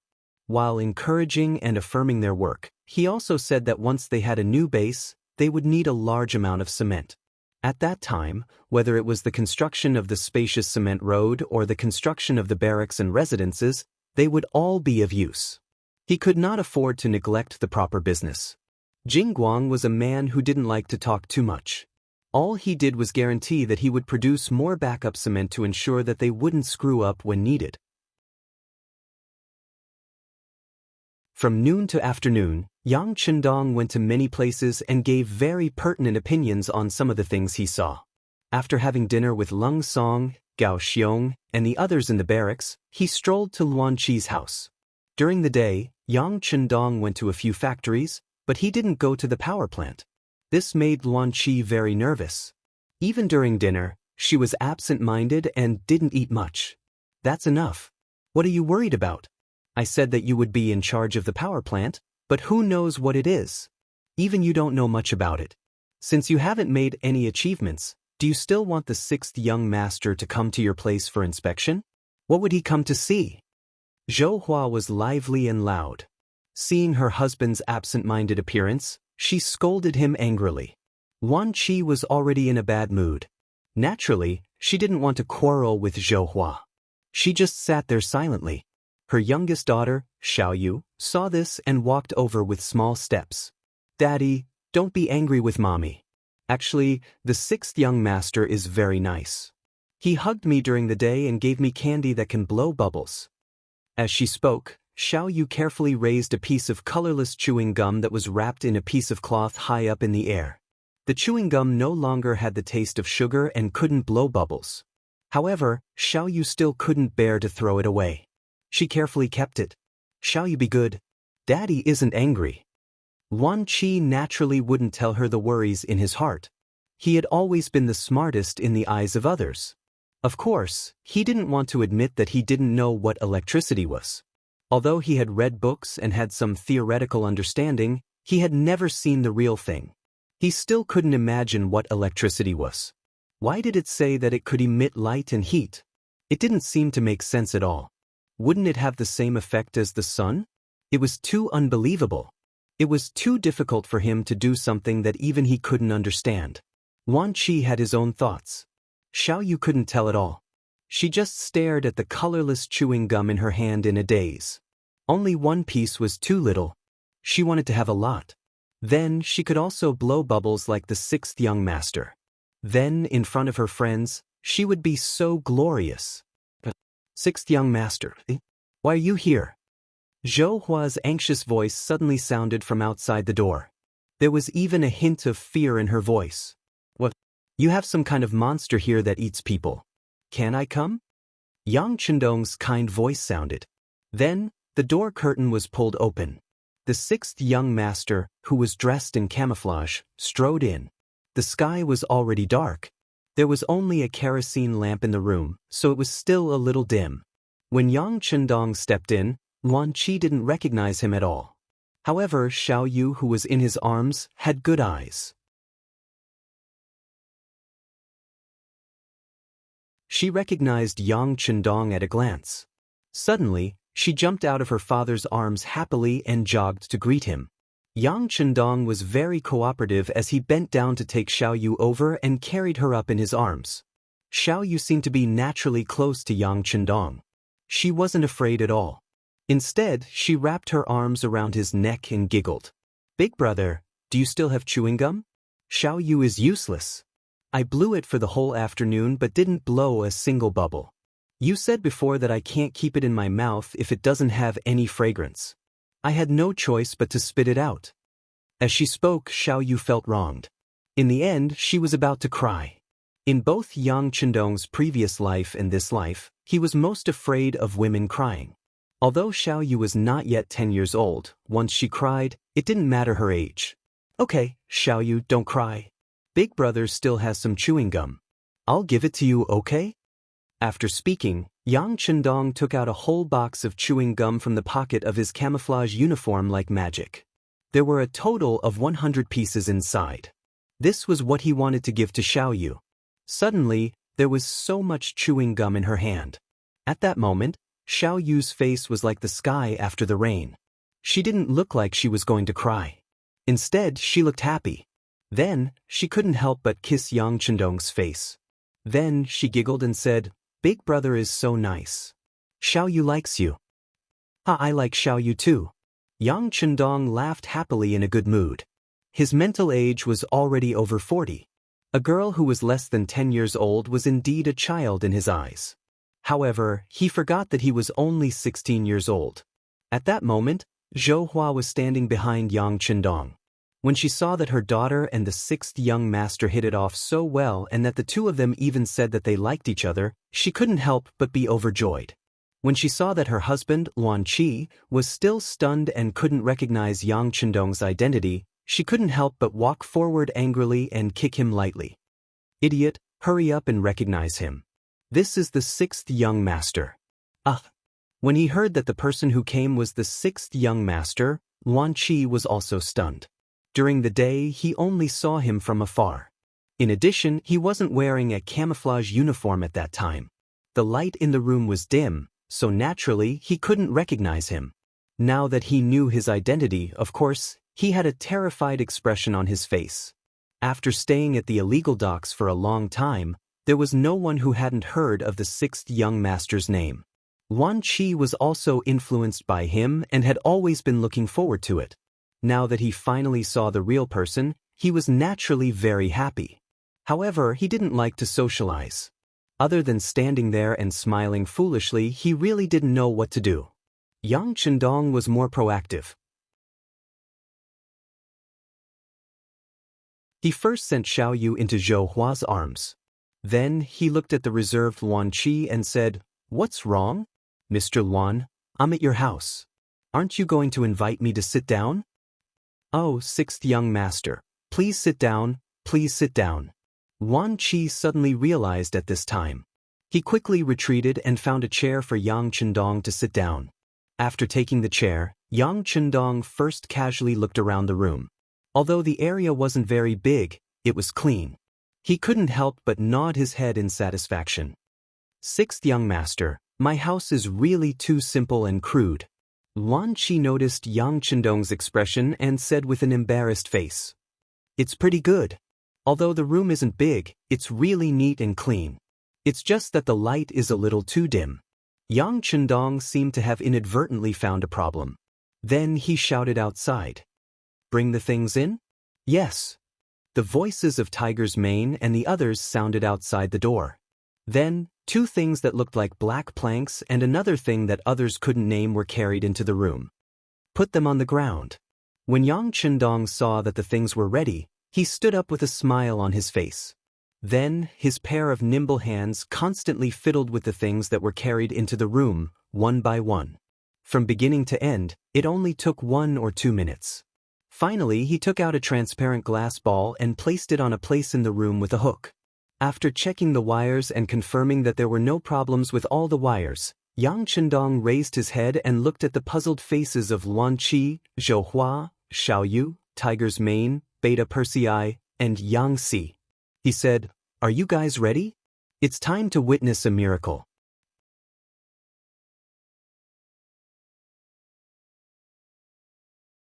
Chapter 31. Of course, none of the people present knew this famous line. Everyone still looked at Yang Chendong with a puzzled expression. Until now, they still couldn't figure out what the sixth young master was doing. What would these things do if they were brought into the house? Yang Chendong saw everyone's puzzled expression. He knew that the foreplay was in vain, but it didn't matter. He was looking forward to seeing everyone's reaction when the electricity was turned on. However, in order to avoid any accidents, he reminded them in a friendly manner, "No matter what happens later, don't move around. Even if you fall, sit on the spot. Don't touch anyone else. It'll be bad if you get hurt." "What does that mean, sixth young master?" Zhou Hua was so curious that she couldn't help but ask. "Just listen to the sixth young master." Seeing that Tiger's Mane and the other two didn't have any doubts, and only his wife was still asking questions, Luan Qi reminded them. "It's nothing. In short, no matter what happens later, don't panic and don't move around casually." Yang Chendong knew that no matter how much he said, it wouldn't be as surprising as seeing it with their own eyes. Therefore, after laughing, he connected the last wire to the battery holder. When he did this, Zhou Hua was still puzzled. She couldn't help but ask curiously, "Sixth young master, why are you standing on the spot and not moving around?" Ugh. Before Zhou Hua could finish her sentence, she couldn't help but scream first. Then it was Xiao Yu, Luan Qi and Tiger's Mane and the other two who couldn't help but scream. Outside Luan Qi's house, there were 10 soldiers sent to protect the sixth young master. Although this was an illegal dock, it was supposed to be safe. However, the sixth young master's safety couldn't be compromised. Therefore, after a discussion between Leng Song and Gao Xiong, they decided to send 10 soldiers, led by Teng Shan. All of a sudden, a series of screams rang out from inside, giving them a fright. However, what made the 10 of them even more puzzled was that they were originally hidden in the dark, but now, their figures were revealed by the bright lights in the room. None of their concealment was effective anymore. "What's going on? Let's go in and take a look." Teng Shan reacted quickly. At first, his eyes lit up as if it was daytime. But after 2 seconds he reacted and wanted to go into the house to check on the sixth young master's safety. Fortunately, Yang Chendong's voice came from the room. "I'm fine. You guys can stay outside." Was there really nothing wrong with the room? Of course, that was impossible. Because at this moment, everyone in the room had their mouths and eyes wide open, as if they had seen a ghost. The lights were on, and the solar generator was working. The 2 solar panels were connected to a large battery, and the voltage was enough to illuminate the central room, which was only a dozen square meters, as if it was daytime. The light that suddenly lit up was so dazzling and unbelievable to everyone. Fortunately, Yang Chendong had warned them beforehand, so no one ran away instinctively. However, the disappointing Zhou Hua still fell to the ground with her daughter in her arms. Tiger's Mane and the others did not fare any better. Although they did not move around, they were still flustered at that moment and did not know what to do. On the other hand, Luan Qi was first shocked by the white light in front of him and sat on the stool. However, when he came to his senses, his eyes lit up and he asked excitedly with a slightly hoarse voice, Is this electricity?" "Yes, this is electricity." Yang Chendong gave a very accurate answer. Based on the theory that seeing was believing, Yang Chendong arranged for Tiger's Mane and the others to put the 2 solar panels under the sun to absorb the light. The reason why he chose to come to Luan Qi's house at night was to give him a deeper impression. Now, it seemed that the effect was quite good. "Is this electricity? It really can emit light and heat." After Luan Qi knew that this was the effect of electricity, he was the first to calm down. He got up and walked to the light bulb, then gently reached out his hand and felt the heat coming from it. Yes, electricity itself has the effect of emitting light and heat. If we use it well, then in the future, every house can be as bright as day at night. At that time, men won't have to worry about hurting their eyes when they study, women won't have to worry about hurting their eyes when they sew, and even children won't have to worry about bumping into things when they play. Yang Chendong was talking about the benefits of electricity to people in this era. Luan Qi listened attentively, and his mind was constantly looking forward to it. It was as if he could already see how it would look like when electricity was everywhere and brought benefits to people. Luan Qi was not the only one. Even Hu Mang and the others felt their hearts surge with shock. Their young master was too amazing. Not only did he have those powerful firearms, but he could also write exciting stories that made people not want to sleep and only wanted to read the next chapter. Now, he could even come up with something that could emit light and heat. Could it be that the young master was the reincarnation of a deity? Otherwise, how could he have these spells and abilities? In terms of calmness, Xiao Yu was probably the calmest in the entire house. After all, she was a child. When faced with something new, she was the fastest to calm down after being surprised. Her beautiful big eyes fell on everyone one by one. When she saw that everyone was looking at Yang Chendong with reverence and even worship, she was very happy in her heart because she knew that her big brother would always be the most powerful person. Time passed slowly. Slowly, the people in the house got used to it. Luan Qi took out a pen and paper excitedly. He had never seen electricity before. Although Yang Chendong said that it was lively in the book that he had read, seeing it was better than hearing about it 100 times. Now that he had seen it for himself, he knew that the book was not exaggerating at all. This electricity was indeed very powerful and very good. Since the sixth young master could bring electricity, he must be very familiar with it. If he still did not know that he should take the opportunity to ask for advice, then he was really a blockhead. This time, he came with the intention of dispelling his doubts. Yang Chendong had already prepared himself for Luan Qi's questions. For this reason, he had also learned some knowledge about electricity. Of course, that was only the most basic knowledge. For example, electric current was divided into direct current and alternating current. Electric wires were divided into fire wires and spirit wires, etc. However, these things that seemed simple in the future still brought great shock to Luan Qi. Combined with some of the things recorded in the book, he finally had a preliminary understanding of this new thing.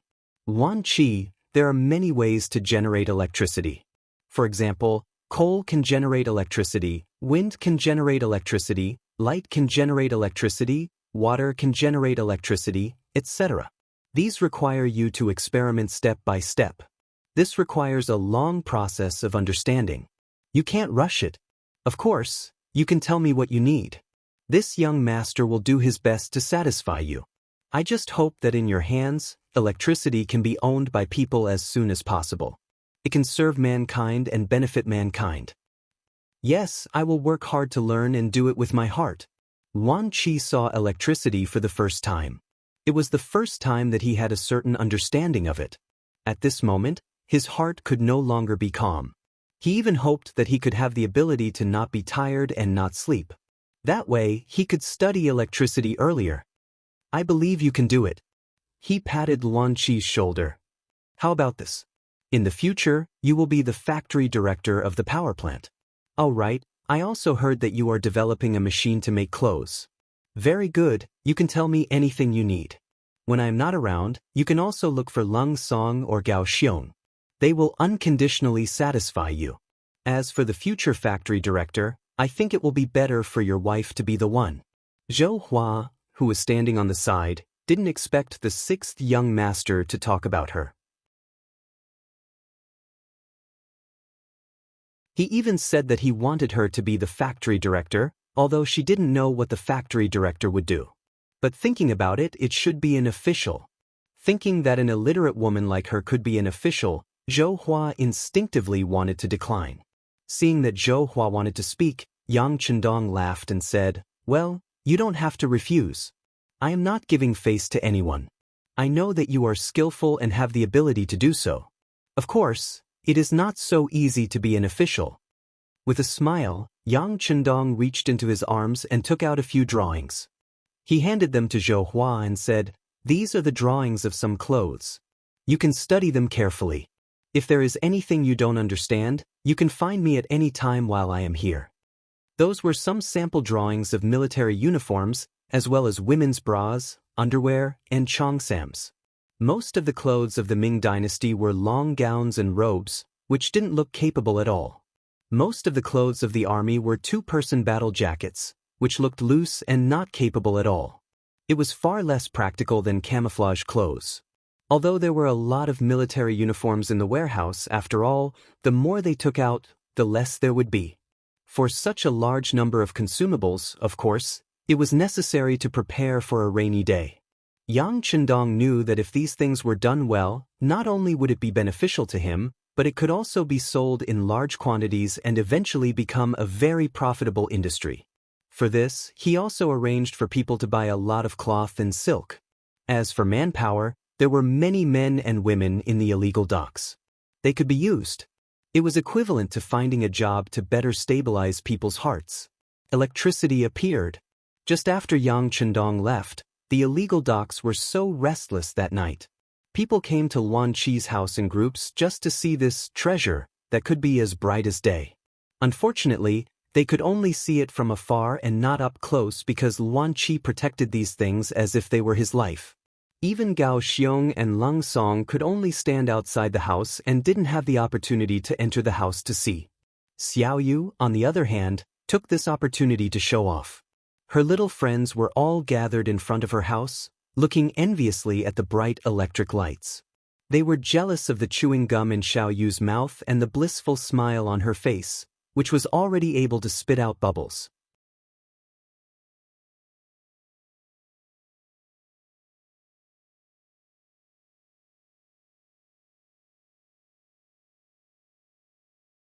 It could also be called a drill. Until now, none of the members of Cold Front had seen blood since training. This was unacceptable. After all, training and actual combat were two different things. If they didn't want problems to arise on the battlefield, they would have to start from actual combat and carry out more exercises. Only then would everyone be able to find their own shortcomings. Drills and confrontations were the best way. One side used cold weapons to represent the strength of the modern army, while the other side used hot weapons to attack.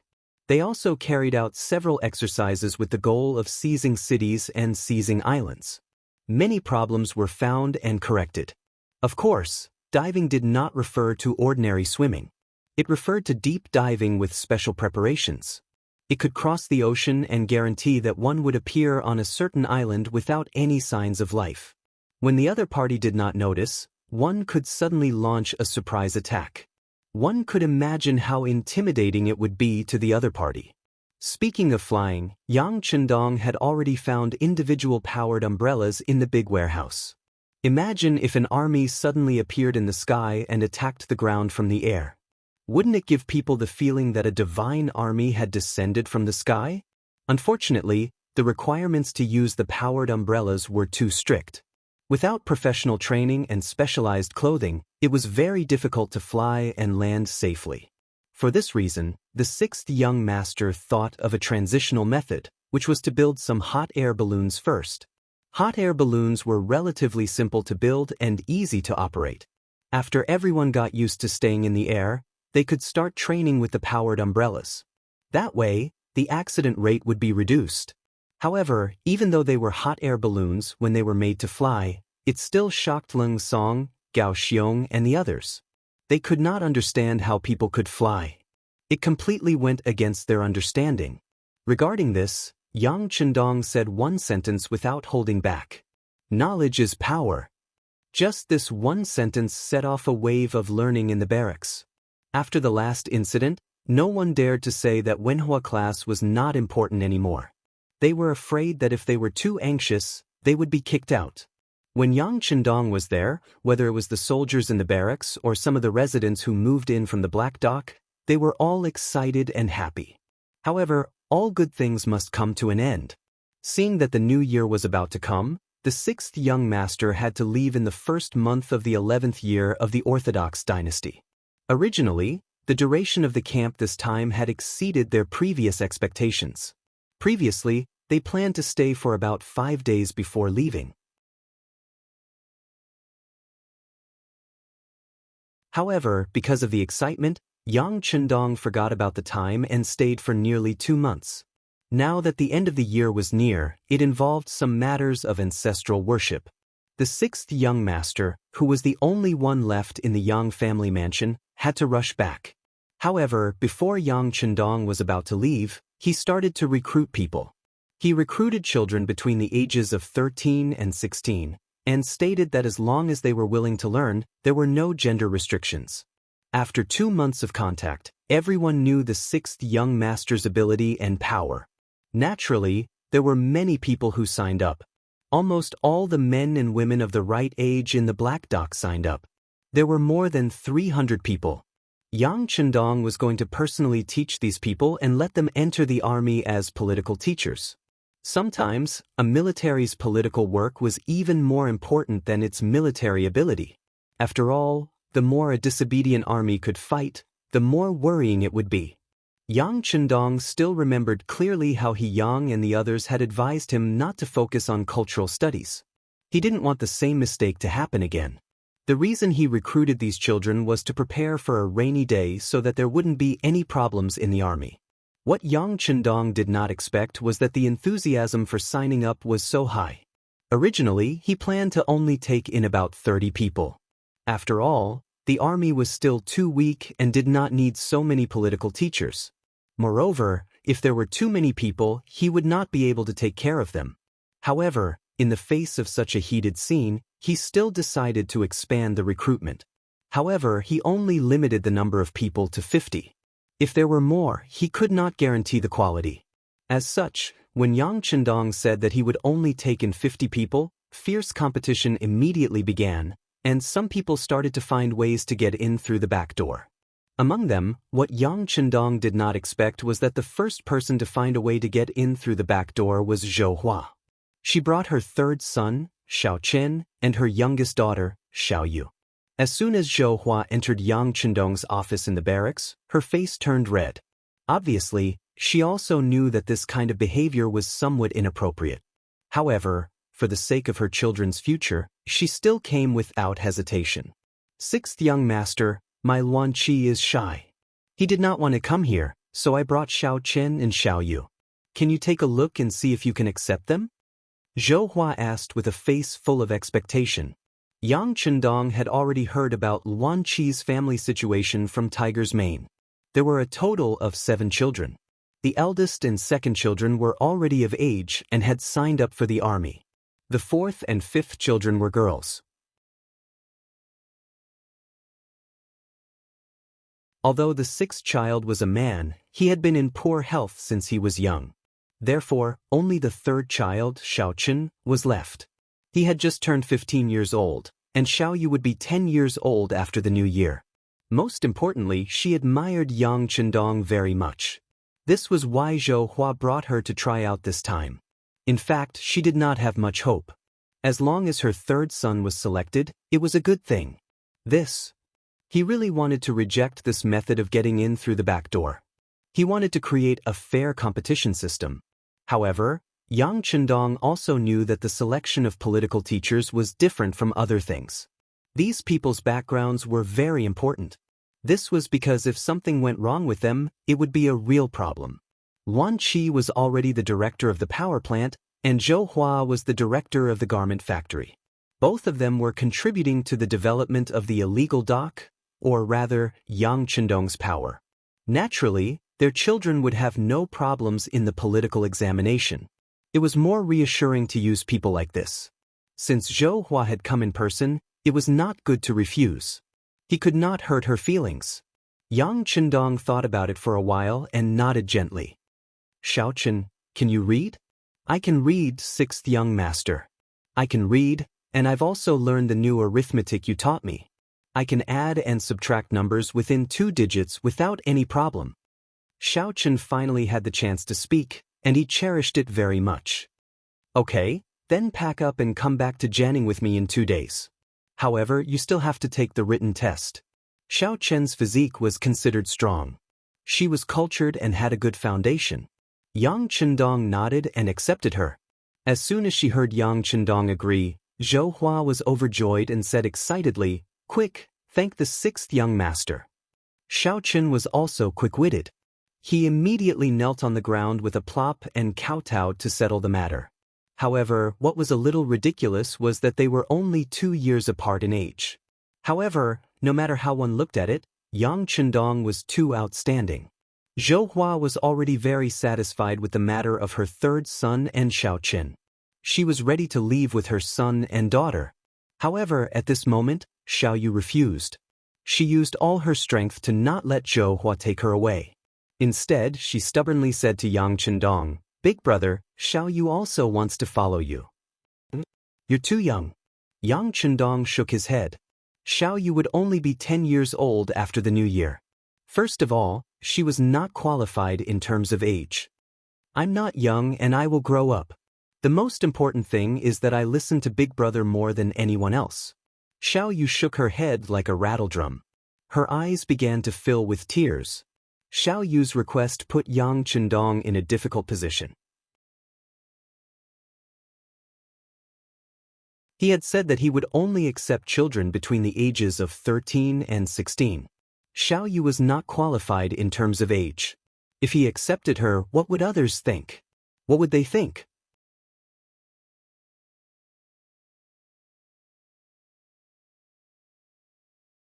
Chapter 33. Yang Chendong was in a difficult position. He really liked Xiao Yu. Of course, he treated her like a child. But if he opened the back door because of this, would it have a bad impact? When Xiao Yu saw his troubled expression, she knew that there was a chance.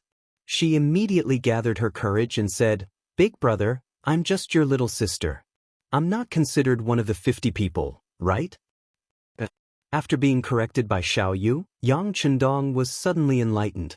Yes, he could have said that she was his little sister. In the past 2 months, Xiao Yu would look for him whenever she had something to do. In the end, even Tiger's Mane and the others did not stop her. This was something that everyone knew. Naturally, there would not be any problems when he brought her along when he left. He did not expect that while he was still worrying, Xiao Yu would come up with a solution and an excuse first. This also made Yang Chendong look at her in a new light. "Well, if that's the case, then you can follow me. You don't have to take the exam." Yang Chendong agreed, which made Xiao Yu very happy. She held her mother's hand and shook it constantly, as if she was asking for credit, but also as if she was expressing her joy. Zhou Hua also did not expect that this time, the 2 children would be able to follow the 6th young master. In particular, the younger daughter was even more amazing. She became the only person who could follow the 6th young master without taking the exam. Xiao Yu's matter was just an interlude. Next, there were also people who wanted to go through the back door. Yang Chendong met some of them, such as Jing Shuang, the son of the cement factory director Jing Guang, Kong Jie, the son of the paper factory director Kongan, and a few others. However, he did not meet most of them. He just found a random reason to reject them. 3 days later, the exam began. It was divided into 2 parts, civil and military. The military part was to run a 3-kilometer race. If one could keep up with the team and not fall behind, they would pass. The civil part was also the most important part. It was to test arithmetic and write an article on understanding the illegal docks. It was stipulated that words that could not be written could be replaced by pinyin. From this, one could see what they were thinking in their hearts. They also held the initiative in their hands to decide who they wanted to recruit. The test lasted for a day, and the final results were announced at night. Naturally, some people were happy while others were sad. Fortunately, the Black Wharf was a place where everything flourished, and there were many things that could be done. Moreover, Yang Chendong also said that if there was a chance in the future, he would come here to recruit people to his side. Thus, the impact of the incident gradually subsided, and those who were not selected also returned to their normal state of mind.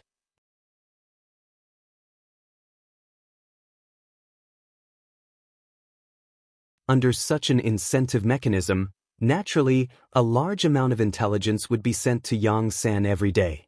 He would then hand over the valuable information to Tiger's Mane and give it to the 6th young master for review.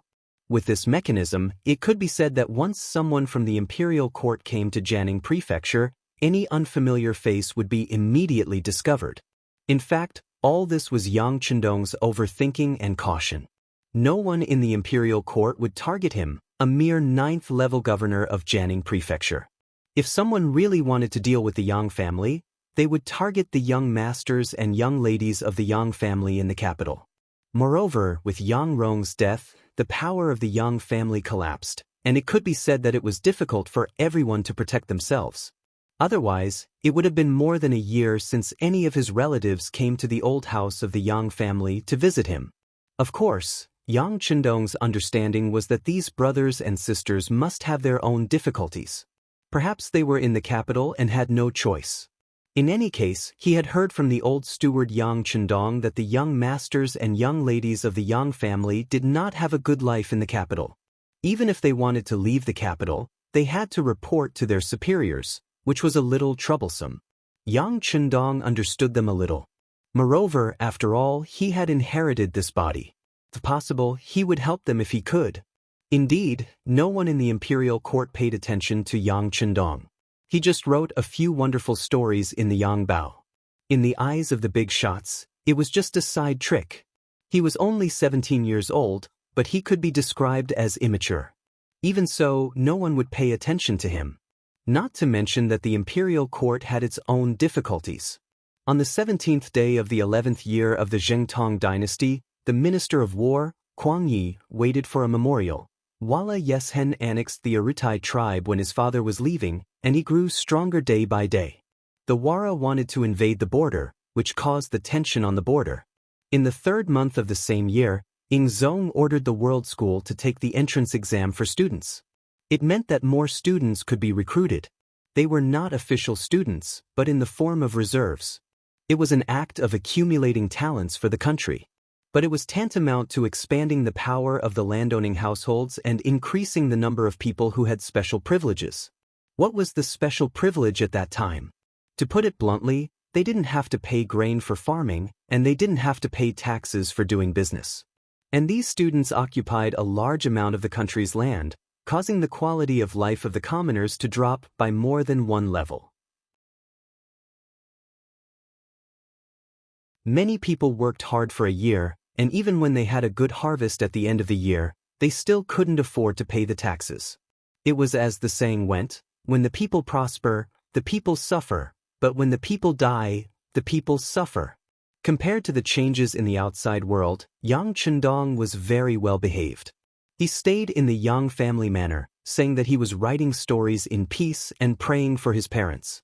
In reality, he only used a little bit of time to write. Most of his time was spent on teaching these students. After such a long time, the manuscript of The Smiling, Proud Wanderer had already been completed, and the entire book had already been published. This time, many copies were sent to the capital, satisfying the appetites of some rich young masters and noble ladies. Following which, he started on the 4th book, The Legend of Chu Liuxiang. Once the new book was released, it was as popular as before. This time, it was released at the same time. Not only in Jianing residence, but also in the capital, it caused a frenzy of book fans. In the Hu residence, the elegantly dressed young lady Hu Yen was reading the latest issue of Yang Pao, which was serializing the legend of Chu Liuxiang.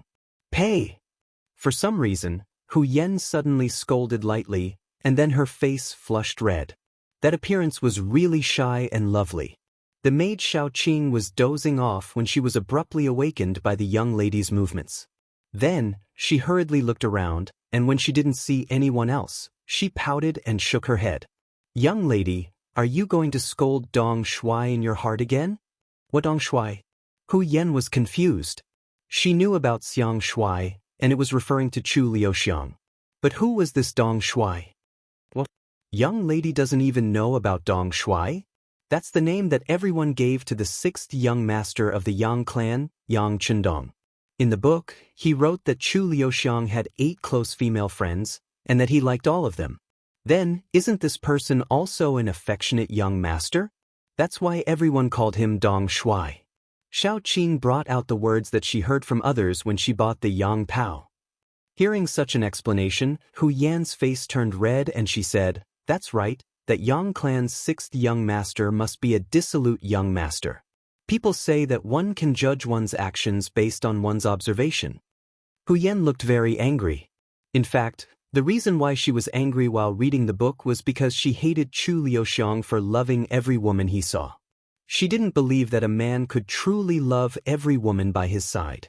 Although it was said that the young master of a large clan would take a few concubines, that was only for the sake of having a prosperous family. How could a man truly love every woman he saw? At the very least, she didn't believe it.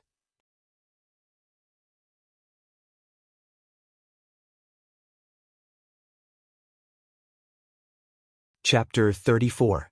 As a result, she began to question Yang Chendong's character. At the same time, she was conflicted. What kind of man was he? She could write a hero like Guijing, a sheik like Li Xuanhuan, a real man like Ling Huchong, and now a sentimental man like Chu Liuxiang? Which one was the real him? The more she couldn't figure it out, the more curious she became. Hu Yen couldn't help but fall into a state of distress. It was said that no one knew a daughter better than her mother. The person who understood Hu Yen the most was her maid, Xiaoqing. Seeing how troubled her mistress was, she naturally had to stand up and help her. She immediately took the initiative to say, "Mistress, I heard that Lord Hu has accepted a mission to the south to investigate some military matters. Why don't you let him go to Jianing Manor and meet this Yang Chendong?" Wouldn't everything be clear then? Let your father go? Can he agree? Although Hu Yan's heart was somewhat moved after hearing this, it was more of a lack of confidence. Why wouldn't he agree? This is a father-in-law looking at his son-in-law. Besides, it's just a matter of convenience. What's wrong with that? As long as mistress uses your entanglement technique, Lord Hu won't disagree. Xiao Qing seemed to know her mistress's father very well and appeared to have a card up her sleeve. What do you mean by a father-in-law looking at his son-in-law? Xiao Qing, you dare to speak nonsense? You're asking for a beating. Hu Yan's face immediately turned red, making her look even cuter and more enchanting. But at the same time, she began to chase after Xiao Qing, unwilling to give up. No one knew whether Xiao Qing managed to catch up with her. But when Hu Zhangning returned home that night, Hu Yan took the initiative to rush over and then. In the Yang manner, the learning and training of the 51 people was nearing the end. During the learning period, everyone's physical strength was trained. Perhaps it was because of his young age, but he learned everything very quickly. Although he was very tired after a day of hard work, he relied on his young age and good food to recover his body very quickly. In terms of fighting strength, they were naturally inferior to the first batch of Lung Feng. But in terms of loyalty, they were definitely higher. In particular, Xiao Yu had played a huge role in this. Perhaps she had inherited her father, Luan Qi's smart genes. While the others were still studying with their heads down, Xiao Yu was the first to propose that the 6th young master should be the center and that the 6th young master should be the leader. In particular, her learning ability was very strong. Coupled with the fact that she was Yang Chendong's little sister, although she was young, her reputation was not low. Even many children who were older than her lowered their heads and followed her lead. Not only that, but Xiao Yu and Xiao Yin were also very close. The two of them were 8 years apart, but sometimes they were as close as real sisters. Yang Chendong couldn't quite understand this. However, all he needed to know was that these two were on his side. They could do whatever they wanted. With Prestige and Xiao Yin on her side, Xiao Yu had more opportunities to see Yang Chendong alone. Under the constant begging, the 6th young master finally gave in to the young girl's attacks and handed over 3 songs. In the end, these 3 songs were all military songs. The first was the People's Liberation Army's military song. Yang Chendong called it a military song. Onward, onward, onward. Our troops face the sun, stepping on the land of our motherland. The second song was Coming Back from Target Practice. The sun sets in the west, the red clouds fly in the sky. The soldiers return from target practice, return from target practice. The red flags in the wind reflect the rosy clouds. Happy songs fill the sky. The third song was Red from the East. Red from the East, the sun rises. The country has produced a Yang Chendong. He seeks happiness for the people. He's the savior of the people. Reality had already proven that military songs could raise morale and strengthen the cohesion of soldiers. Many times, when military songs played, the soldiers' hormones would rise, and they would become excited and excited. The 3 military songs, especially the third one, had unknowingly raised his status. This was something Yang Chendong had thought about a long time ago. An army needed its own soul to ensure stability, and he was undoubtedly the best candidate. As for whether or not he had the suspicion of being Wang Pe, that was up to each person. Not only did Yang Chendong hand over 3 songs, but he also handed over Little Rain's army song. The effect of the army song was great. Firstly, it could unite the morale and unite the people. A song could tie everyone's hearts together, and they could sing together loudly to show the majestic morale of the team. Secondly, it could inspire people and relieve pressure. Soldiers were already under a lot of pressure. A good song could encourage everyone to persevere together. They would bleed and sweat but not cry. They would not fall behind even if they lost skin and flesh. Thirdly, it could liven up the atmosphere. The military officers were strict, and the atmosphere was dull. The leader of the team sometimes lacked human touch, so he could liven up the atmosphere by singing. Fourthly, it could promote mutual understanding, understand each other, live in harmony, and form a united front. Like Who's the Hero, let's sing and compete. Hee hee, let's compete. 1, 2, 3, 4, 5, we've been waiting so hard. 1, 2, 3, 4, 5, 6, 7, we've been waiting so anxiously. If I ask you to come, you'll come. You're too shy. If I ask you to sing, you won't sing. You're too shy. He, too shy, etc. Hearing these things, Xiao Yu's eyes widened, and her face was full of disbelief. At this moment, she worshipped the sixth young master even more. She wanted to know more about this big brother. What was in his head? Why did he have so many new and good things? She thought that she was already quite smart, but compared to the sixth young master, she was not even worth a finger. The military song was brought to the 51-people team by Xiao Yu, and it was quickly spread. These children were smart to begin with. After they read and learned how to read, they quickly entered the period of proficiency. Time slowly entered the middle of April. After the 51 political teachers, all of them passed the examination. Among them, 15 were excellent, 20 were good, and 16 passed. Among them, Xiao Yu and Xiao Chen both graduated with excellent results. On the night of graduation, a banquet was held in the Yang manor. However, everyone's mood was a little low. This was because they all knew that after graduation, they would not have the chance to see the sixth young master at such a close distance in the future. Feeling everyone's sadness, Yang Chendong raised his wine glass and said with a smile, "Tomorrow, I'll go to the Black Dock with everyone. At that time, you'll see the exciting first appointment ceremony." Well, that's great. Everyone immediately became happy. Everyone still did not understand what an appointment ceremony was, but to be able to go back to the Black Dock with the sixth young master and have more opportunities to interact with him was, of course, what everyone wanted. That night, many children got drunk, especially Xiao Yu, who drank a lot. She fell asleep in Yang Chendong's arms with a red face. In this regard, Yang Chendong did not have the slightest intention of blaming them. It was rare that he did not call for an emergency meeting at night.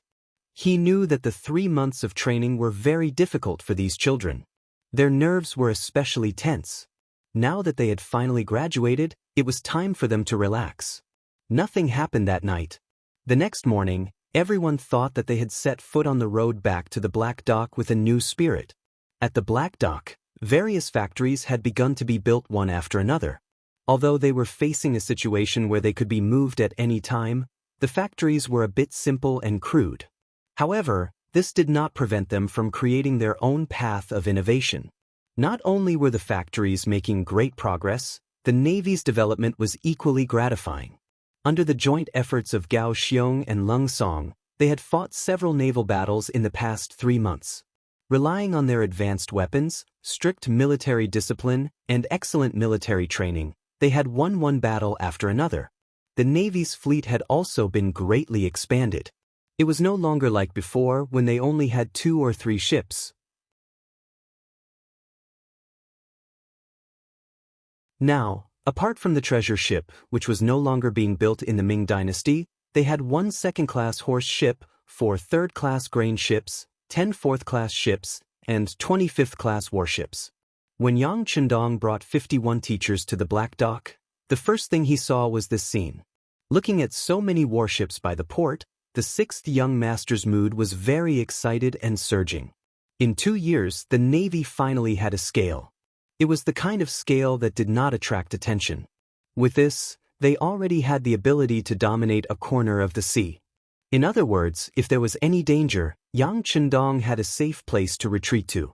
Overjoyed, Yang Chendong generously took out a series of new cannons. For example, the largest second-class ship was equipped with a Type 87-82 mm mortar. It can accurately hit anything within a 5-7 kilometers radius. It was also equipped with a Type 75 105 mm recoilless cannon. It had a range of 7-4 kilometers. The other third-class grain ships, fourth-class ships, and fifth-class warships were also equipped with various types of cannons. The range was between 1.5 kilometers and 5 kilometers. The accuracy and range of modern cannons was far from what the civilization and technology of that time could compare to. It could be said that with these, in addition to the brave soldiers, There was no naval fleet that could not be defeated. With these, Yang Chendong finally issued his first order. That was to expand outward, preparing to take down Chichen City, Tainan City, and Ryukyu Island. At the same time, they would dominate this part of the Ryukyu Sea. Any ships that passed through here would either pay a heavy tax and become friends, or be destroyed and sunk. Finally, they were prepared to take down Chichen City and the entire Ryukyu Island. Gao Xiong, Leng Song, and the others were very excited. Gao Xiong was in charge of the naval battle and the landing on the sea. After that, the land battle of Chichen City would be led by Leng Song. This was not a drill, nor was it a small skirmish. It was a real conquest of the island. The scouts had already investigated thoroughly. There were 30 to 40,000 people living in Choken Castle, and the entire Ryukyu Island had more than 200,000 soldiers. If they were to occupy that place, it was easy to imagine how huge the base would become.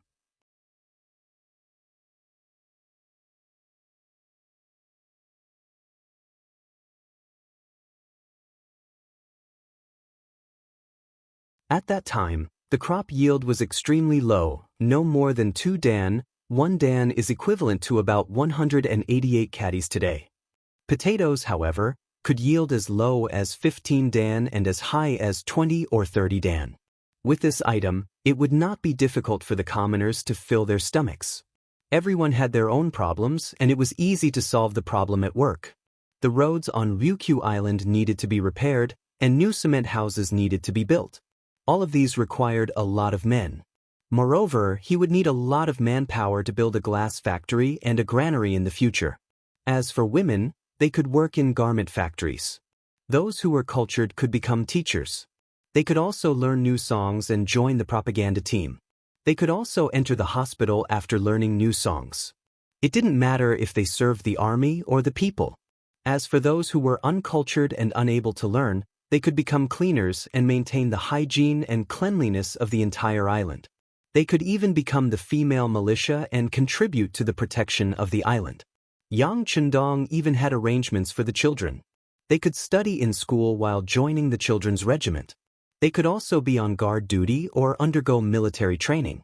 At that time, if someone wanted to inquire about information, they would be caught by the female militia and the children's regiment before the security bureau could get the news. This was planning for a rainy day. While many people were still excited about attacking Kaiken Castle and occupying Ryukyu Island, Yang Chendong was one step ahead of them and came up with sufficient solutions for the problems that would occur in the future. Of course, the reason why Yang Chendong was so cautious was because there were too many Han people on Ryukyu Island. They were his own compatriots, and he absolutely could not kill them casually. Of course, the more Han people could live, the better. On the other hand, if it was the Japanese Empire, he was afraid that he could only sweep through and kill those who did not comply to prevent future troubles. After formulating all kinds of attacks and solutions, and even arranging the specific people in charge one by one, the conferring ceremony officially began. 1447, 11th year of Zhengtong, 28th day of the 4th month. On this day, the wind was gentle and the sun was bright, the sky clear. The beach in front of the Black Dock was crowded with people. All the soldiers and civilians of the Black Dock were present.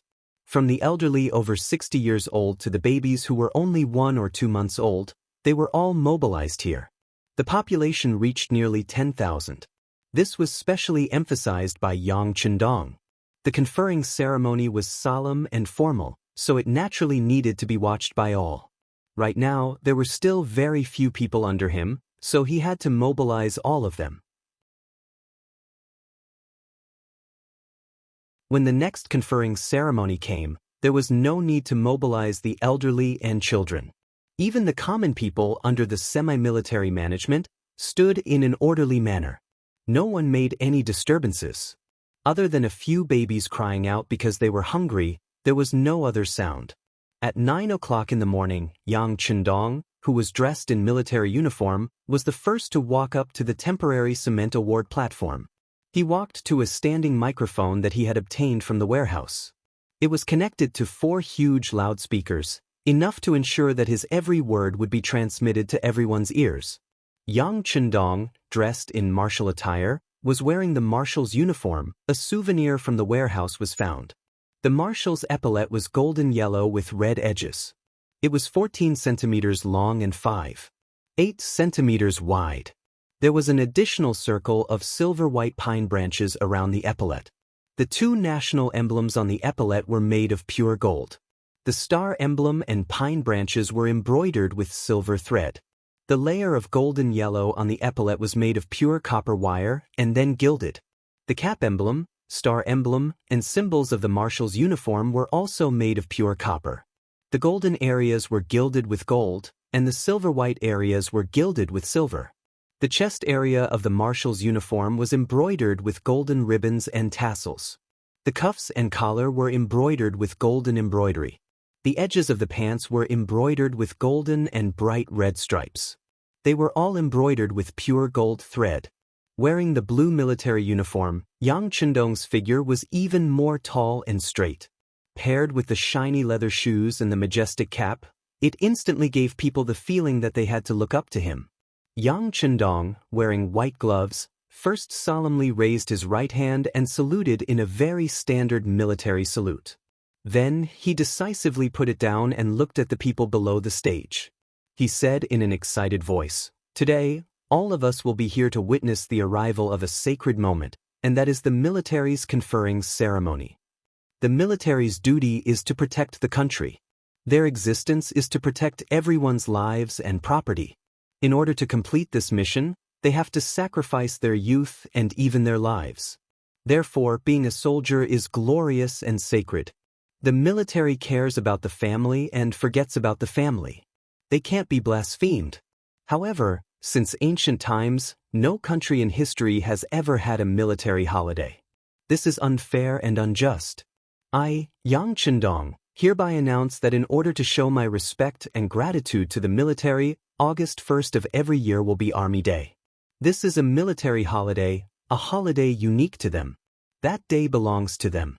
Glory and glory will only bloom for them. Long live the sixth young master."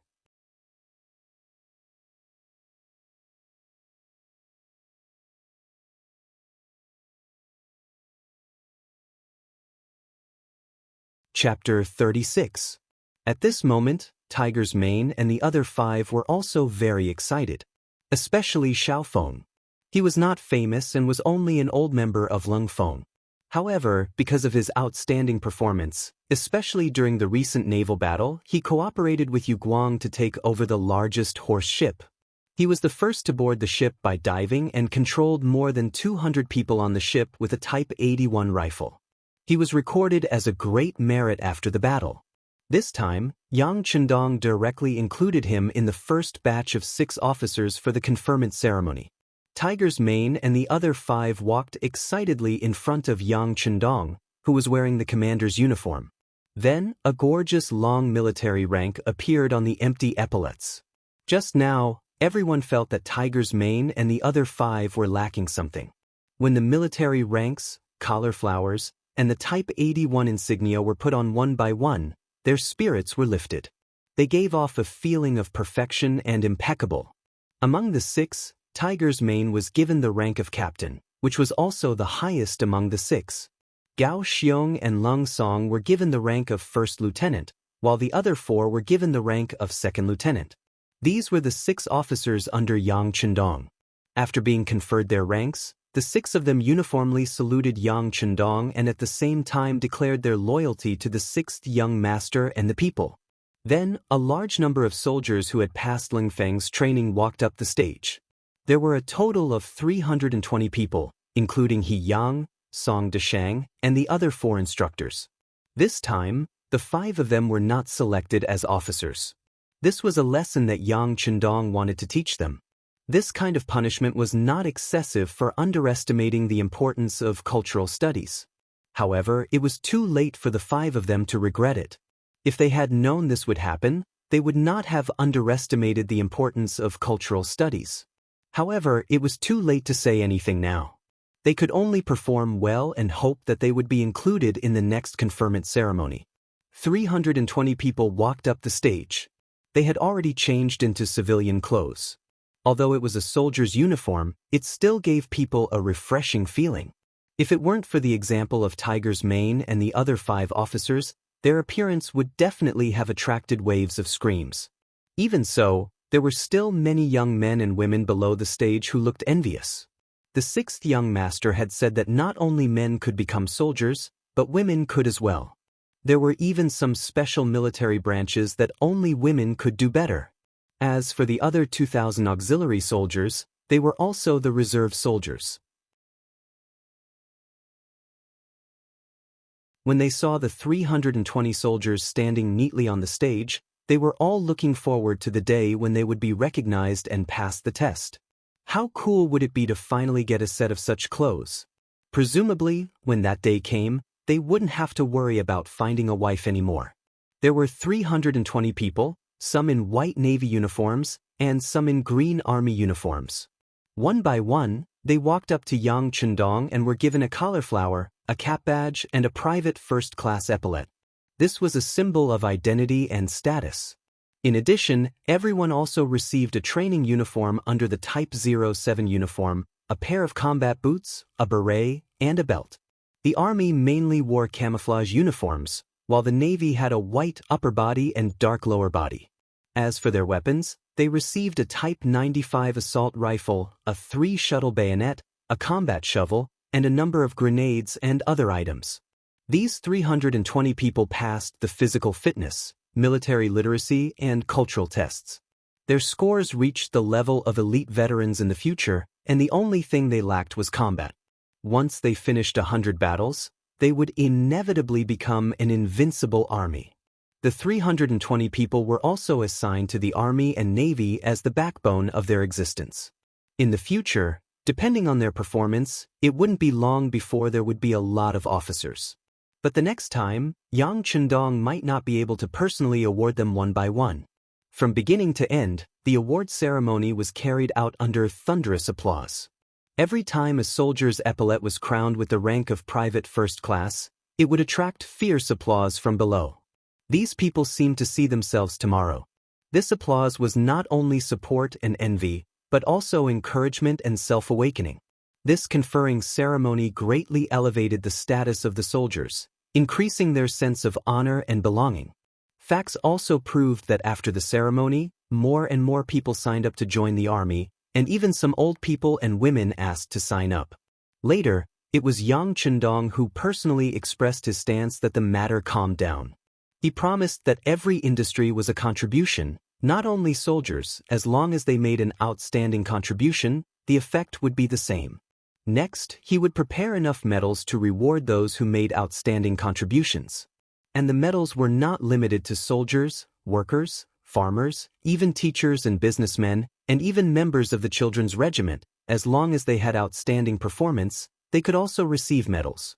Medals were also divided into grades, which meant that glory could also be exchanged for money. In other words, it was a symbol of status, but it could also be used to supplement the family. Of course, in the future, if someone received a medal, whether or not they would use it to make money was another matter.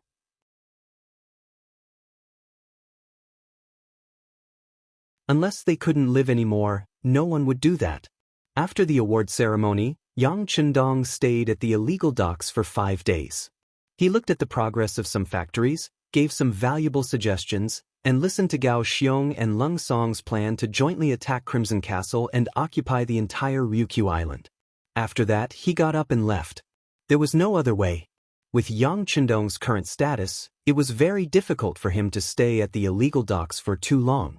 If someone went to Yang Village and couldn't find him, then there would be an unknown problem. Before he had enough strength, Yang Chendong still had to be careful. After bidding farewell to Lung Song, Gao Xiong, and the others, as well as the sobbing Xiaoyu and the others, he finally got into the carriage and returned to Jianing Manor after he repeatedly promised that if Xiaoyu performed a meritorious deed, he would personally confer the title to her. In the carriage, Qiao Yin considerately placed a thick cushion behind Yang Chendong to make it more comfortable for him to lean on. After watching Qiao Yin carefully do all this, she lowered her head and didn't say anything. Yang Chendong could tell that she had something on her mind. He smiled and moved his head closer. "What's wrong?" Is there something you're unhappy about? Nothing. Xiao Yin is envious of the young master's elegance. When she praised someone, her tone was so powerless. Yang Chendong was even more certain of his judgment.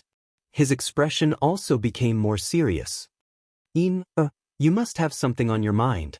Tell young master. Of course, if you don't say anything, then you're not of one mind with the young master. I'll find someone to marry you off. Yang Chendong, who cared a lot about Xiao Yin, used a threatening tone as he spoke. If he really had to marry Xiao Yin off, he was afraid that he would be the first one to miss. Xiao Yin also cared a lot about Yang Chendong. When she heard this, she was frightened. Her face immediately fell and she looked like she was about to cry. Young master, Xiao Yin has something on her mind. I'm worried about you, young master. You mustn't marry Yin off. As she spoke, Xiao Yin threw herself into Yang Chendong's embrace. Her tears flowed down uncontrollably. Previously, when she saw Yang Chendong doing something, Xiao Yin was happy but also worried. After seeing the appointment ceremony this time, she had a better understanding of the young master's strength. This inevitably made her worry even greater. The Ming dynasty didn't allow for the raising of private soldiers. Even princes with the same surname weren't allowed to have them. What kind of person was Yang Chendong? He was just a young scholar. Of course, now that he was a 9th-ranked official, if news of the illegal docks were to spread, then he would definitely be beheaded. It wouldn't even be excessive to implicate the 3 families. In Xiao Yin's heart, the young master was so knowledgeable and so capable. Now that he was an official, if he continued to develop, then his future would be limitless. At the very least, he wouldn't have a problem with having enough food and clothing. So why did he have to do something similar to rebellion? She was a bit afraid and even panicked because of her fear. She was worried about what would happen to the young master if news of the illegal docks were to spread one day. When that time came, what should she do? Holding the crying Xiao Yin in his arms, Yang Chendong stretched out his right hand and gently patted her back. His expression was a bit more peaceful. He knew what Xiao Yin was worried about and knew even more clearly what he was doing. Perhaps it was as others thought. He could let go. With the resources and ability in his hands, being a safe young master wasn't a problem at all. But could he really do that? He would marry in the future, have children, and have descendants. Perhaps he would be able to live peacefully in his lifetime. But what about his children? What about his children and grandchildren? Once the Ming dynasty fell and the Tatars entered the pass, they could all become slaves. This was definitely not what Yang Chendong wanted. When he thought of that, his heart would ache. This was the main reason why he wanted to establish his own power. As the saying goes, it's better to rely on yourself than on others. Rather than hoping for the younger generation to work hard, it was better to do something himself. At the very least, he would create better conditions for them. Even if there was danger, under the powerful protection and umbrella he established, he would have more time and opportunities to avoid disaster. Of course, Yang Chendong had a bottom line when doing things.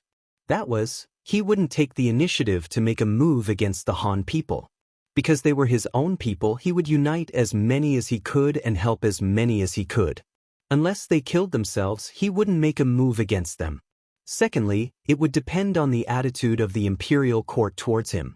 If he could use his thoughts to influence the emperor and make him make some reforms that would benefit the people and govern the Ming dynasty well, his power would only be on the sea and not on the mainland. It was still the same sentence. Yang Chendong had always admired the backbone of the Ming dynasty. He also admired the emperor's behavior of guarding the country. At the very least, the emperors of other dynasties couldn't compare to him in this aspect. But what if he couldn't influence them? Then he could only play by ear. Since Yang Chendong was blessed by the heavens to come to the great Ming dynasty and brought so many good things, if he didn't do anything, wouldn't he be betraying the heavens? At least, that was what he thought.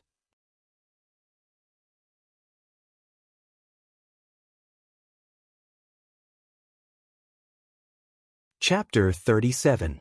He did have some ideas, but it wasn't the time to tell her everything. Even in front of Xiao Yin, he couldn't tell her everything. Could he tell Qiao Yin that the great Ming dynasty would be destroyed in less than 200 years and would be ruled by the descendants of the Jurchens? At that time, would all the Han people be left behind and become slaves of the Manchurian Qing? Even if he was willing to tell her, even if Qiao Yin worshipped him, she probably wouldn't believe him. Since that was the case, there was no point in saying more. It was better to follow his own ideas. Yin, I know what you're worried about.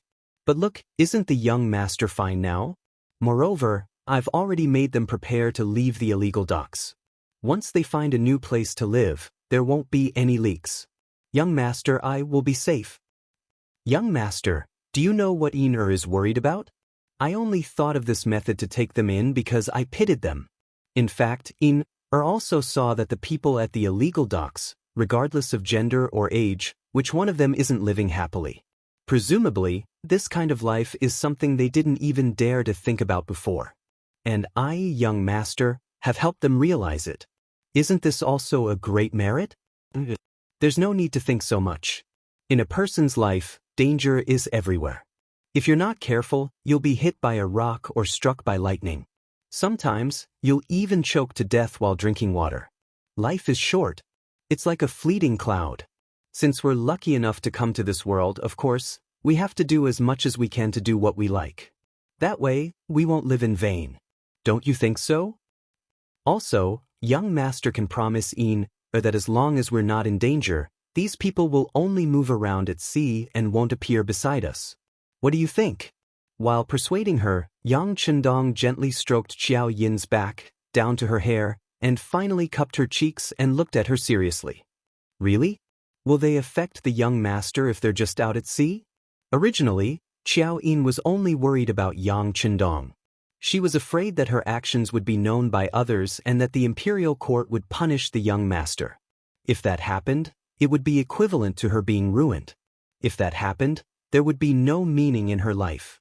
More importantly, Qiao Yin believed that since she was the young master's personal maidservant, she had to stand up and warn him when she saw that something was dangerous. This was her duty and responsibility. Now that Yang Chendong said that there was no intention of rebellion, and that as long as there was no danger, those people would only stay at sea, they immediately became happy. Of course. When has the young master ever lied to Yin? Yang Chendong saw that Qiao Yin had been persuaded and his mood improved. He reached out his hand and tapped Qiao Yin's nose. Only then did Qiao Yin realize that she was so close to the young master. Her face immediately turned red, and when she felt a light scratch on the bridge of her nose, she threw him a coquettish look and said, "Young master is naughty." At this moment, Qiao Yin was so charming. In addition to her good looks, she had been eating well and sleeping well for the past 2 years. Her body had already become plump. All of this caused Yang Chendong's heart to sway.